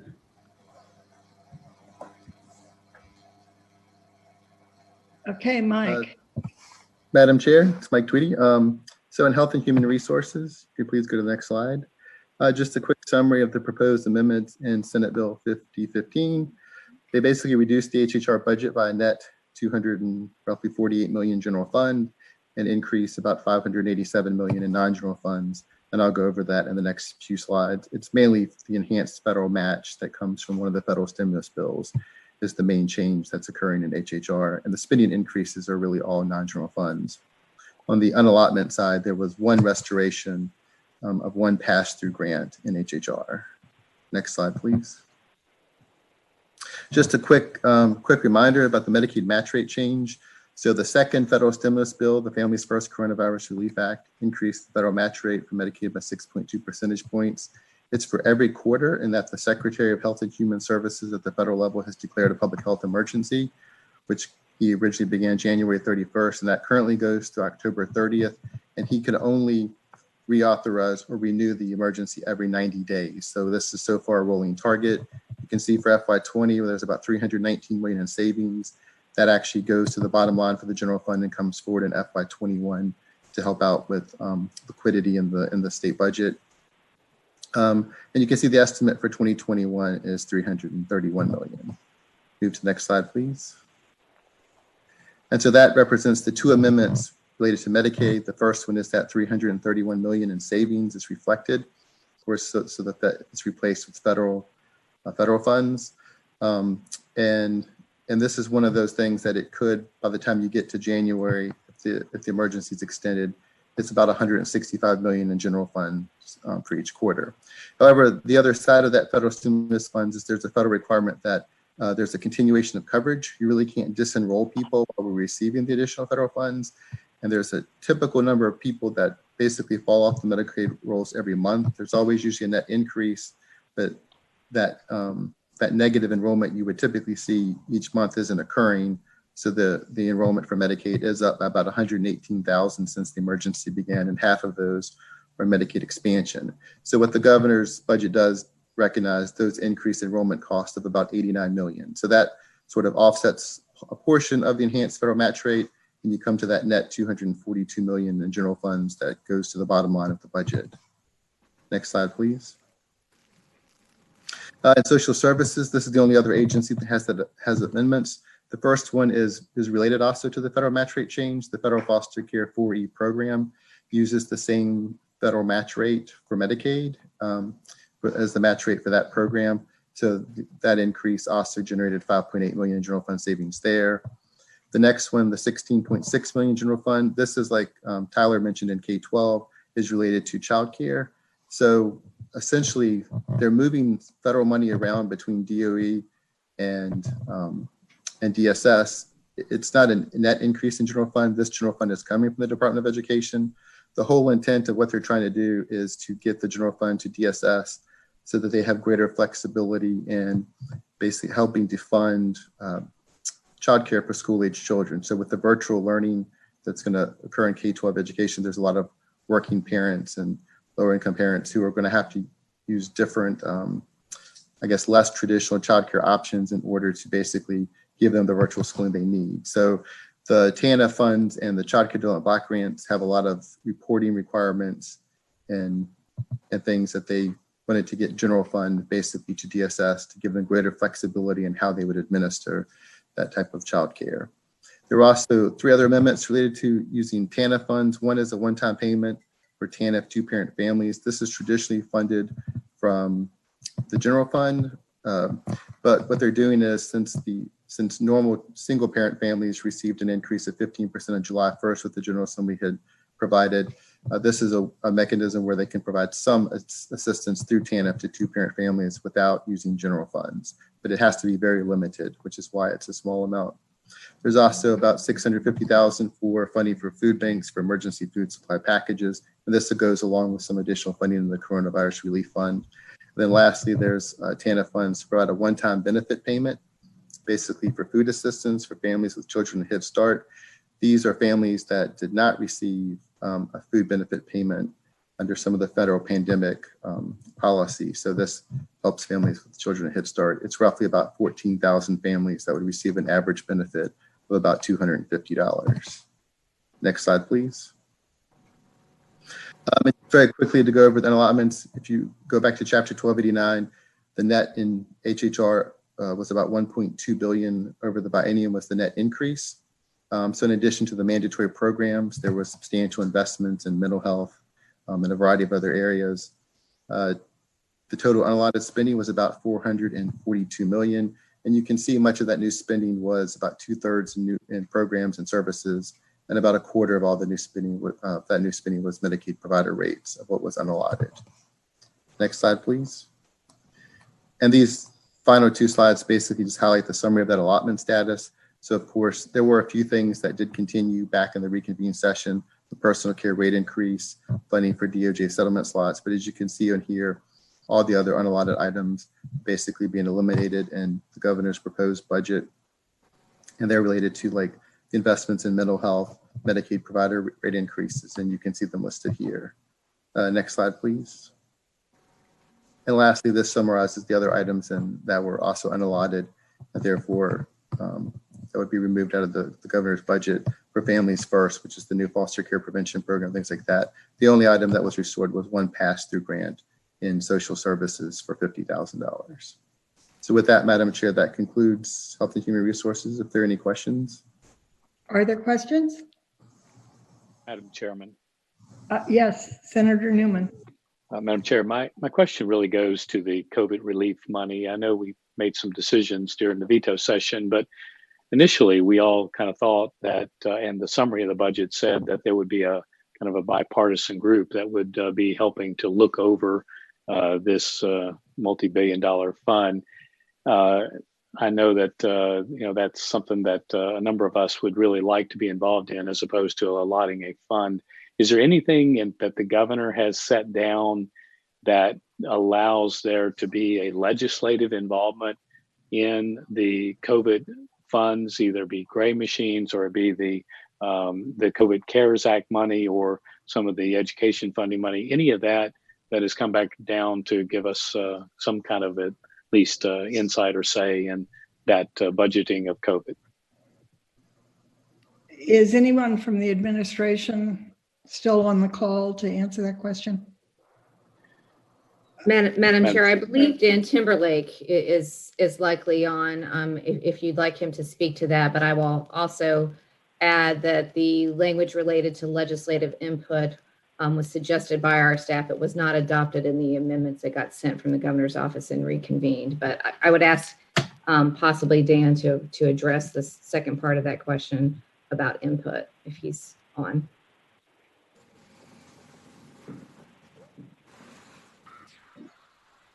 Madam Chair.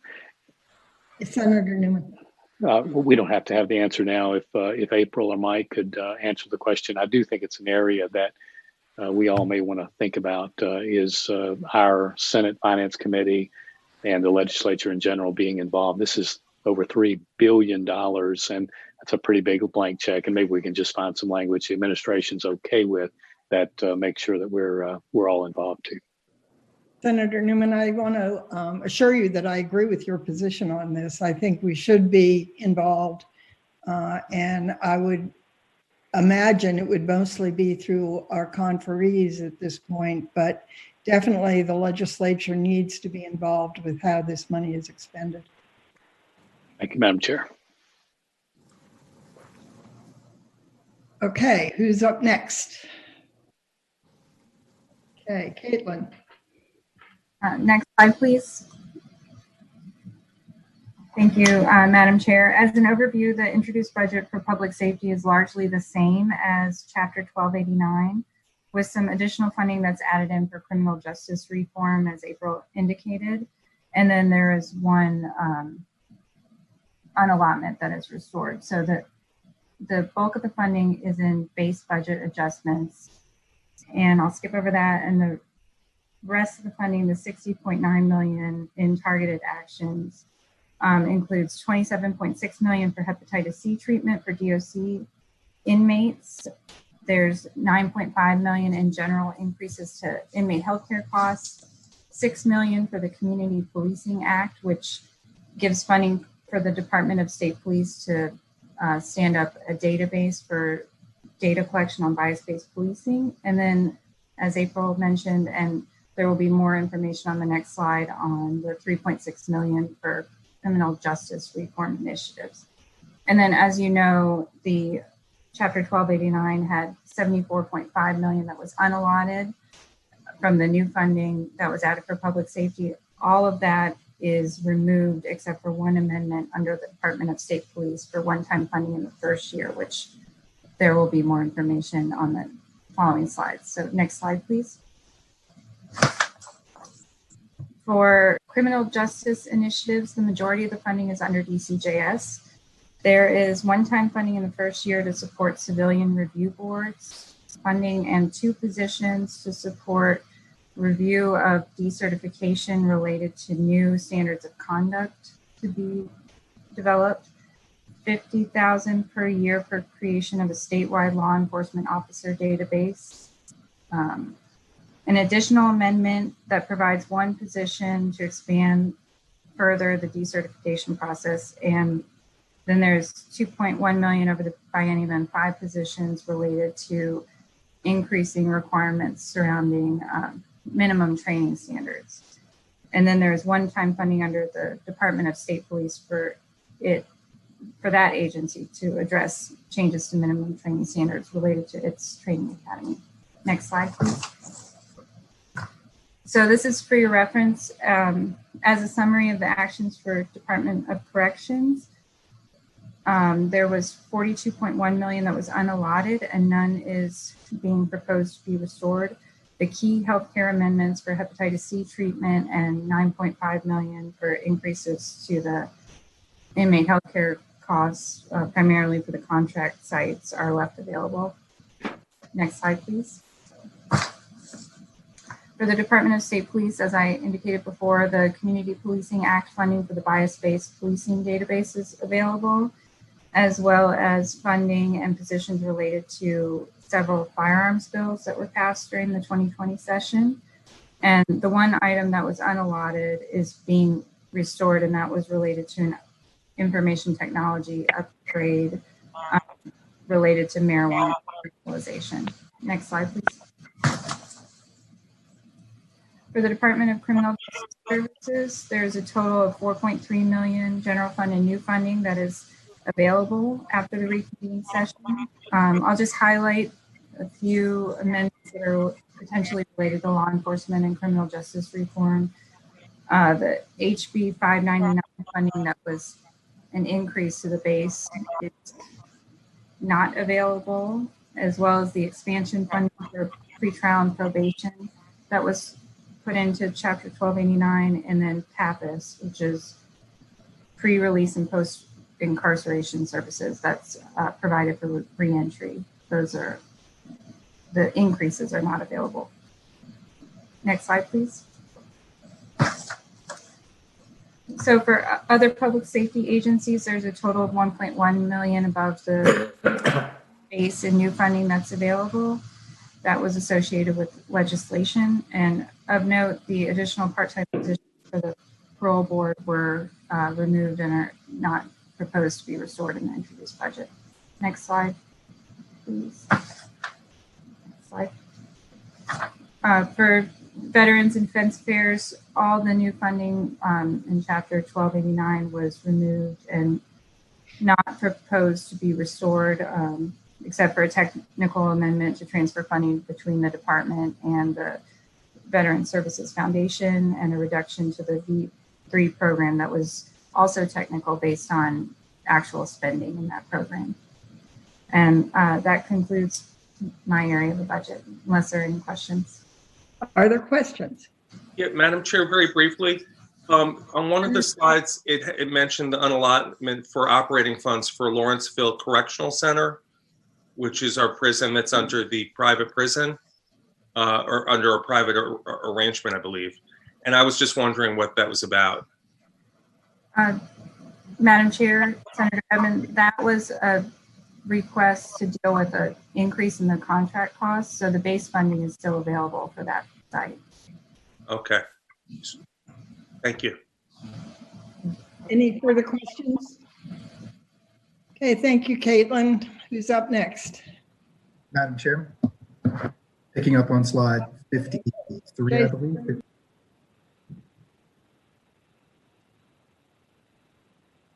I see your lips are moving, but I can't hear you.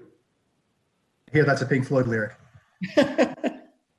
When you left here in March, the Chapter 1289 included $142.7 million in new, oh, I'm sorry, I went on to natural resources. Let me get you to agriculture. Agriculture included $7 million in new spending the first year and $5.4 million the second year. Subsequently, $1.4 million was unallotted of each of that. The governor is not proposing to restore any of the unallotted funding. We'll point out that $1.25 million over the biennium was saved for implementing the provisions of the Virginia Food Access Investment Program, which was related to legislation that passed during this session.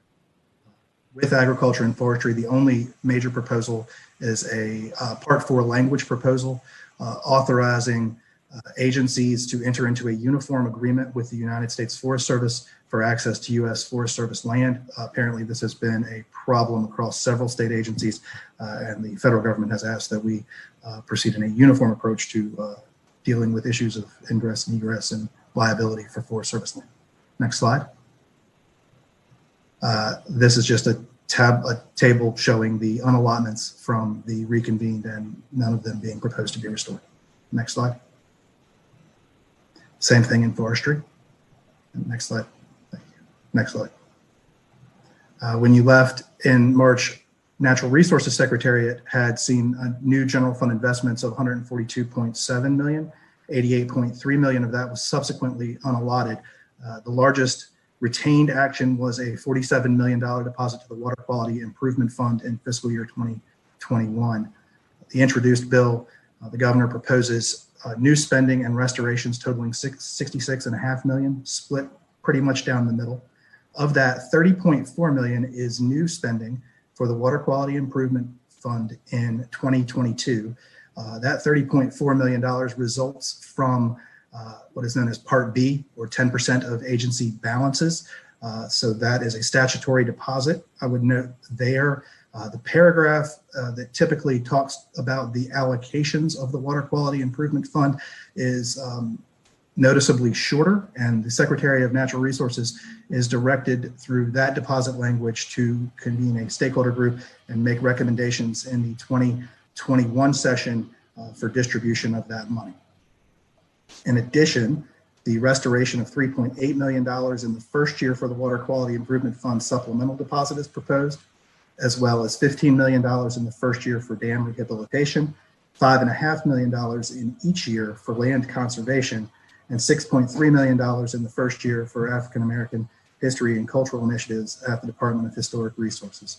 And I would just mention that $190.5 million in non-general fund bond proceeds that were approved back in March are still in place. They were not affected by any of the subsequent unallotments, and that includes things such as $50 million for the Stormwater Local Assistance Fund, $50 million for wastewater treatment plant upgrades, $25 million for City of Alexandria's CSO, and some other investments in state parks and natural resources.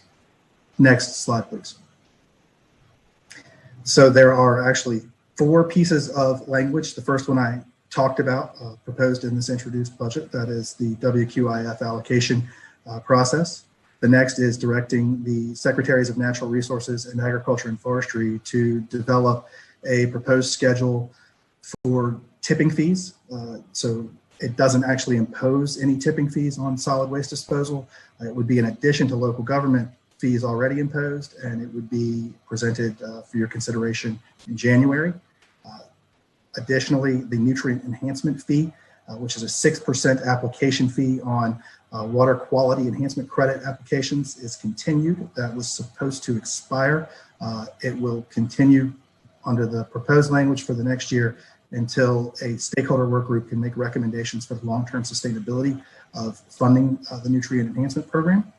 And there is language related to the Department of Conservation and Recreation's existing line of credit, which would allow them to use the letter of credit to retain a consultant in the short term for development of a coastal management plan. And then the coastal master plan consultant costs would be reimbursed next year after Virginia's fully engaged in RGGI and the first nutrient, or the first trade and sale of the credits has occurred. The RGGI proceeds would be used to reimburse the letter of credit. Madam Chair. Senator Peterson.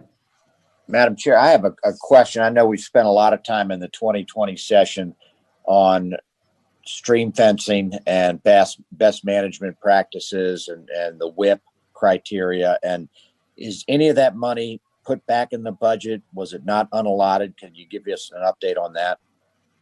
Madam Chair, Senator Peterson.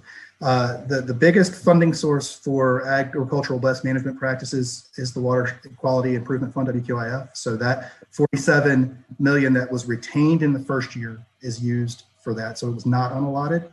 And then the proposal for the $30.4 million, which is the agency balances from the 10% of agency balances from the close of the fiscal year, that goes in the second year. So that is proposed funding for that program in the second year. With respect to globally meeting the goals of the watershed implementation plan, none of the staffing requests, so staffing at the Department of Forestry, staffing at DCR, the staffing initiatives at the Department of Environmental Quality, because those were ongoing costs, those are not proposed to be restored at this point in time, but the main corpus of the programmatic funding that we use to make investments to meet those goals are retained. That's helpful. Thank you. Yes, sir. Next slide. Oh, I'm sorry. I thought you were done. Sorry. Ma'am, the next few slides are just tabular summaries of what I went over. So if you could please advance the slide. Those are the DCR unallotments and the DEQ unallotments. I would note here on the Department of Historic Resources, the funding restoration is for a handful, but not all of the cultural initiatives that the 2020 session had debated and deliberately landed on. These are consistent with the ones that were included in the introduced budget at the funding level that was approved by the 2020 session, and then a few of them just were not put back. I will note here that on the very last line of this slide above the total, the introduced budget is proposing de-obligating and eliminating funding for the Confederate battlefields and Confederate gravesite upkeep. That was a proposal that was in the introduced that subsequently we left funded in the budget as passed. So this is a reduction consistent with the administration's position on historical cemeteries. Next slide. This is a few operational putbacks of historic resources. Most of the unallotments were maintained. Next slide. And nothing is proposed to be restored at the Marine Resources Commission. Next slide. If there are no other natural resources questions, a couple of transportation policy initiatives. Okay, next slide. So when you left, as April mentioned, Madam Chair, Senator Marsden. Yes, Senator Marsden. Thank you. Just a question for Mike, and it actually might be a question for the administration. The request for a study on a tipping fee. I'm curious as to why that needs to be in this budget, in these budget requests. When doesn't the administration have the authority to pull that kind of a study group together and propose such a tax increase in the budget for the regular session in 2021? Madam Chair, Senator Marsden, the answer to both of your questions is simply yes. It is not necessary at this immediate point in time, and yes, they have the ability to make any legislative proposal in advance of the 2021 session that they desire to do. And I would note that the only thing that the language has would be a due date, and you could simply just request by letter that they provide any sort of assessment to you or analysis or recommendation to you by that same due date. Thank you. I'll talk offline with the administration. Picking back up, Madam Chair, with transportation, when you left, the combined action of three major pieces of legislation was to generate about $1 billion in new non-general fund revenues for transportation over the biennium. Subsequently, the reforecast occurred and reduced the total funding for transportation programs by about $750 million over the biennium. Next slide, please. So the proposal to address that is embodied in a number of language actions, specifically those related to the 6-year plan. And the proposal would be to provide the Commonwealth Transportation Board the flexibility of reprogramming funding primarily from the revenue sharing program, but also from the State of Good Repair program, the High Priority program, District Grant program, enough funding to cover the shortfall in revenue in each year of the biennium, with the residue cash that is deobligated from projects being put back to that same project within the current 6-year plan. So in the current planning horizon, all projects would remain whole. No project would lose any money, though the timing for providing state support to a vast list of projects would be staged to occur later in the 6-year planning horizon than in the current biennium. With respect to the issuances of driver's license and driver's credentials, there is language in the judicial section of the budget authorizing the chief judge of juvenile and domestic relations courts to waive the ceremonial driver's license, the driver's license ceremony, and for DMV to be able to issue new driver's licenses remotely. With respect to DMV documents, there is language allowing the DMV commissioner to extend the validity of all required DMV credentialing by 90 days after the declaration or the completion of the declaration of an emergency by the governor. And with respect to public transportation, there are 2 language amendments.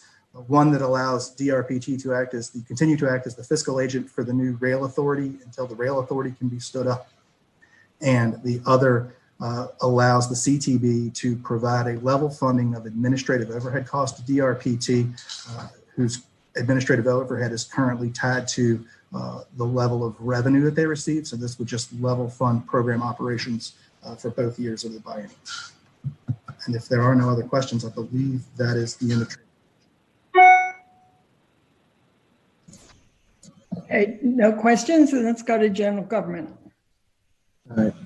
Thank you, Jason. Madam Chair, so now moving into general government and compensation and benefits actions. Thank you for advancing the slide. So quickly going through these proposed amendments. So in the Department of Accounts transfer payments, there's $71.5 million. The second year proposed, which is reflective of an anticipated FY24 mandatory deposit of the rainy day fund. And Department of Elections, this reflects the $2 million in the first year for absentee ballot, prepaid postage, and related language. In the Department of General Services, there's language directing the removal and storage of the Robert E. Lee Monument and $1.1 million in related funding.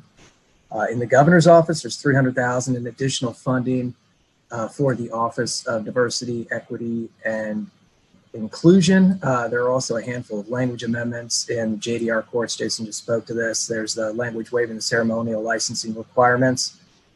In elections, again, there's the language that corresponds to the absentee ballots related to errors and drop-off boxes that was discussed previously. In the Department of Taxation, there's language appropriating revenues to cover the administrative costs of implementing a tax on heated tobacco products and corresponding language in Part 3 of the budget. And in Part 4, there's language imposing a temporary moratorium on evictions through April 30th, 2021. Next slide. Madam Chair. Peterson. Yeah, I'm looking at that temporary moratorium on evictions. Is there a companion bill to that? Is it the administration's position they can just make this a budget amendment and divest people of their property rights? Is that how this works? Madam Chair, Senator Peterson, there may be a bill in addition to this. So this is in Part 4 of the budget, and it's written very much like a piece of legislation that happens occasionally in the budget, but it essentially would be effectuated similarly in Part 4-14, I believe, similar to legislation. Madam Chair. Senator McClellan. Yeah, thank you, Madam Chair. There is legislation that Senator Hashmi put forward that was heard by General Laws, I believe, last week, and Senator Barker can probably provide more details. But as I understand it, there was some money associated with providing payments to homeowners or landlords in connection with that moratorium, and that is what this appropriation is for. Well, Madam Chair, if I'm still, this just says language. There's no money. And of course, you can have money set aside. Again, people have a right by contract to control their own property. This is effectively divesting them of that right to control their own property through April 30, 2021. Madam Chair, Senator Peterson, that's correct. There's no, as far as I'm aware, there's no appropriation associated with this language. It's simply language describing the moratorium and related to establishing payment plans between a tenant and a landlord. There may be funding outside of my area within maybe the commerce and trade area with respect to evictions, but that is separate from this language. Madam Chair. Yes. Madam Chair. This is Charles. Yeah, just to clarify, there is funding through the Coronavirus Relief Fund associated with the rent and mortgage relief payment program. I believe there's been $50 million that's been allocated, and I believe the agency had requested an additional sum of money to provide relief payments, but that is related to this language, but as has been mentioned, it's not specifically tied to the passage of the bill or this budget language. Madam Chair, I think I saw Senator Evans' hand. Yeah, I was just going to tell Senator Peterson that I had spoken with the Deputy Secretary of Commerce and Trade about this language, and they had suggested some modifications. There are some things that people have to be in payment plans, and it dovetails with two separate bills. One, Senator Hashmi's bill about a moratorium, but there's certain prerequisites for the moratorium. It's just not an absolute moratorium that you can't evict anyone. Well, and Madam Chair, if I might, and it's hard to do this by Zoom. But this is a very sweeping concept here, that you're going to say no evictions through April 30, 2021, which, that's 8 months from now. And there are all sorts of reasons why, people have a right to exercise their contractual rights over property. And there may be a payment plan, there may not. But the bottom line is to simply do this through quote unquote budget language. I find that very inappropriate. If there's legislation that's passed by the Assembly, that's fine. I noticed we put money into the Housing Trust Fund, that's fine. Certainly people should work out payment plans where they can. Just as a blanket statement, say you cannot have evictions, no matter what the background is, no matter what the context is, I think that's not appropriate to have this language in the budget, in my opinion. But I'm just one person here. Anyone else? Okay. All right. Thank you, Madam Chair. Next slide, please. I agree with Senator Peterson, by the way. This is kind of sweeping to say that no evictions until, the April. We have to change that dramatically. Madam Chair. Oh, yeah, Senator Newman.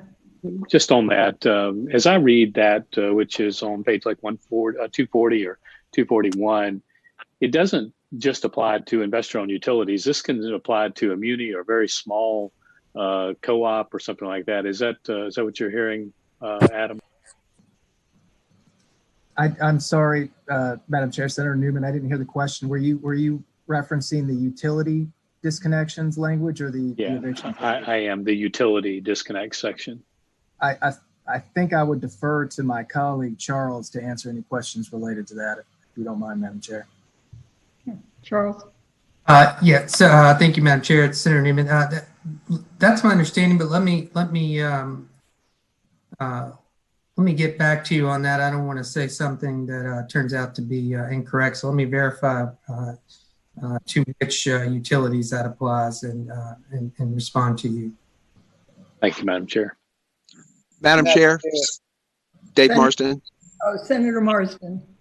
Thank you. I've had some conversations with some folks on this utility issue, and everybody is positioned very, very differently with regards to utilities in terms of their resources, the way they're set up. Certainly, folks like Dominion have reserves that can be applied towards forgiveness of utility obligations. And I think what we need to ultimately get to is a point where all of the different utilities that are impacted here can submit their individualized plans for approval, either through the SCC or in some capacity, so that we can deal with their individual capacities and let them come up with a plan as to how they're going to deal with customers who can't pay their bills. They do it now, of course, not on this scale, but let's hear from them as to what individual plans they could come up with to deal with this crisis. Thank you. Madam Chair. Senator Deeds. If I could, I think Senator Newman had it exactly right, and I think there's some merit to what Senator Marsden's saying. Some of these small co-ops, particularly out in the area where I live and further west of me, are in an entirely different position than the larger investor-owned utilities, and we simply can't deal with everybody in exactly the same way. Anyone else? Okay. All right. Thank you, Madam Chair. So moving on to the allotment status of employee compensation. So this simply shows all the unallotments that were made and none of which are proposed to be restored in the governor's introduced budget. Next slide, please. So this just shows the targeted actions, which again weren't restored. Next slide, please. And this is the looking at the benefit actions such as VRS rates, state employee health plan, premium increases, and so forth. There was only one unallotted item, which was the reduction in the amortization period for the state retiree health insurance credit by 5 years, and that was removed in the governor's introduced budget. Next slide, please. And so now looking at the allotment status for some of these other general government actions, so only $1.4 million in unallotments is proposed to be restored in the budget, and this is 2 one-time funding actions, including $300,000 for the Department of General Services to perform a review of DBHDS's capital outlay processes, and $1 million for the Slavery and Freedom Heritage Site. And Madam Chair, that concludes my portion of the presentation. I'd be happy to answer any questions you may have. Are there any more questions? Okay, capital outlay. Thank you. Wrapping up with the last slide, slide 76, just there were a few actions in capital outlay. Chapter 1289 did include a $3.3 billion capital outlay program from all fund sources. And proposed budget simply approves the reduction of those unallotted general fund items for Accomack Hangar, $10 million in capital planning, and $10 million for a Virginia Beach access project. You may recall also at the reconvene session that $65 million in maintenance reserve cash was swapped for debt at that time. And then finally, there is a language adjustment to include in the consideration of a new juvenile correction center in Central Virginia to also include consideration of the state property at Bonaire. And that completes the presentation. Thank you. Thank you all. That was very helpful. Before we end the meeting, I do want to say we are currently scheduled to meet again on Wednesday, but that is not going to happen. We still have bills coming from standing committees, I understand, and we have 20 bills that have already been referred to us, many of which do not have a fiscal impact statement yet. So as soon as I know when we can get those fiscal impact statements and get the bills, I will let you know when we will meet, but it won't be Wednesday. So if there is no other business coming before the committee.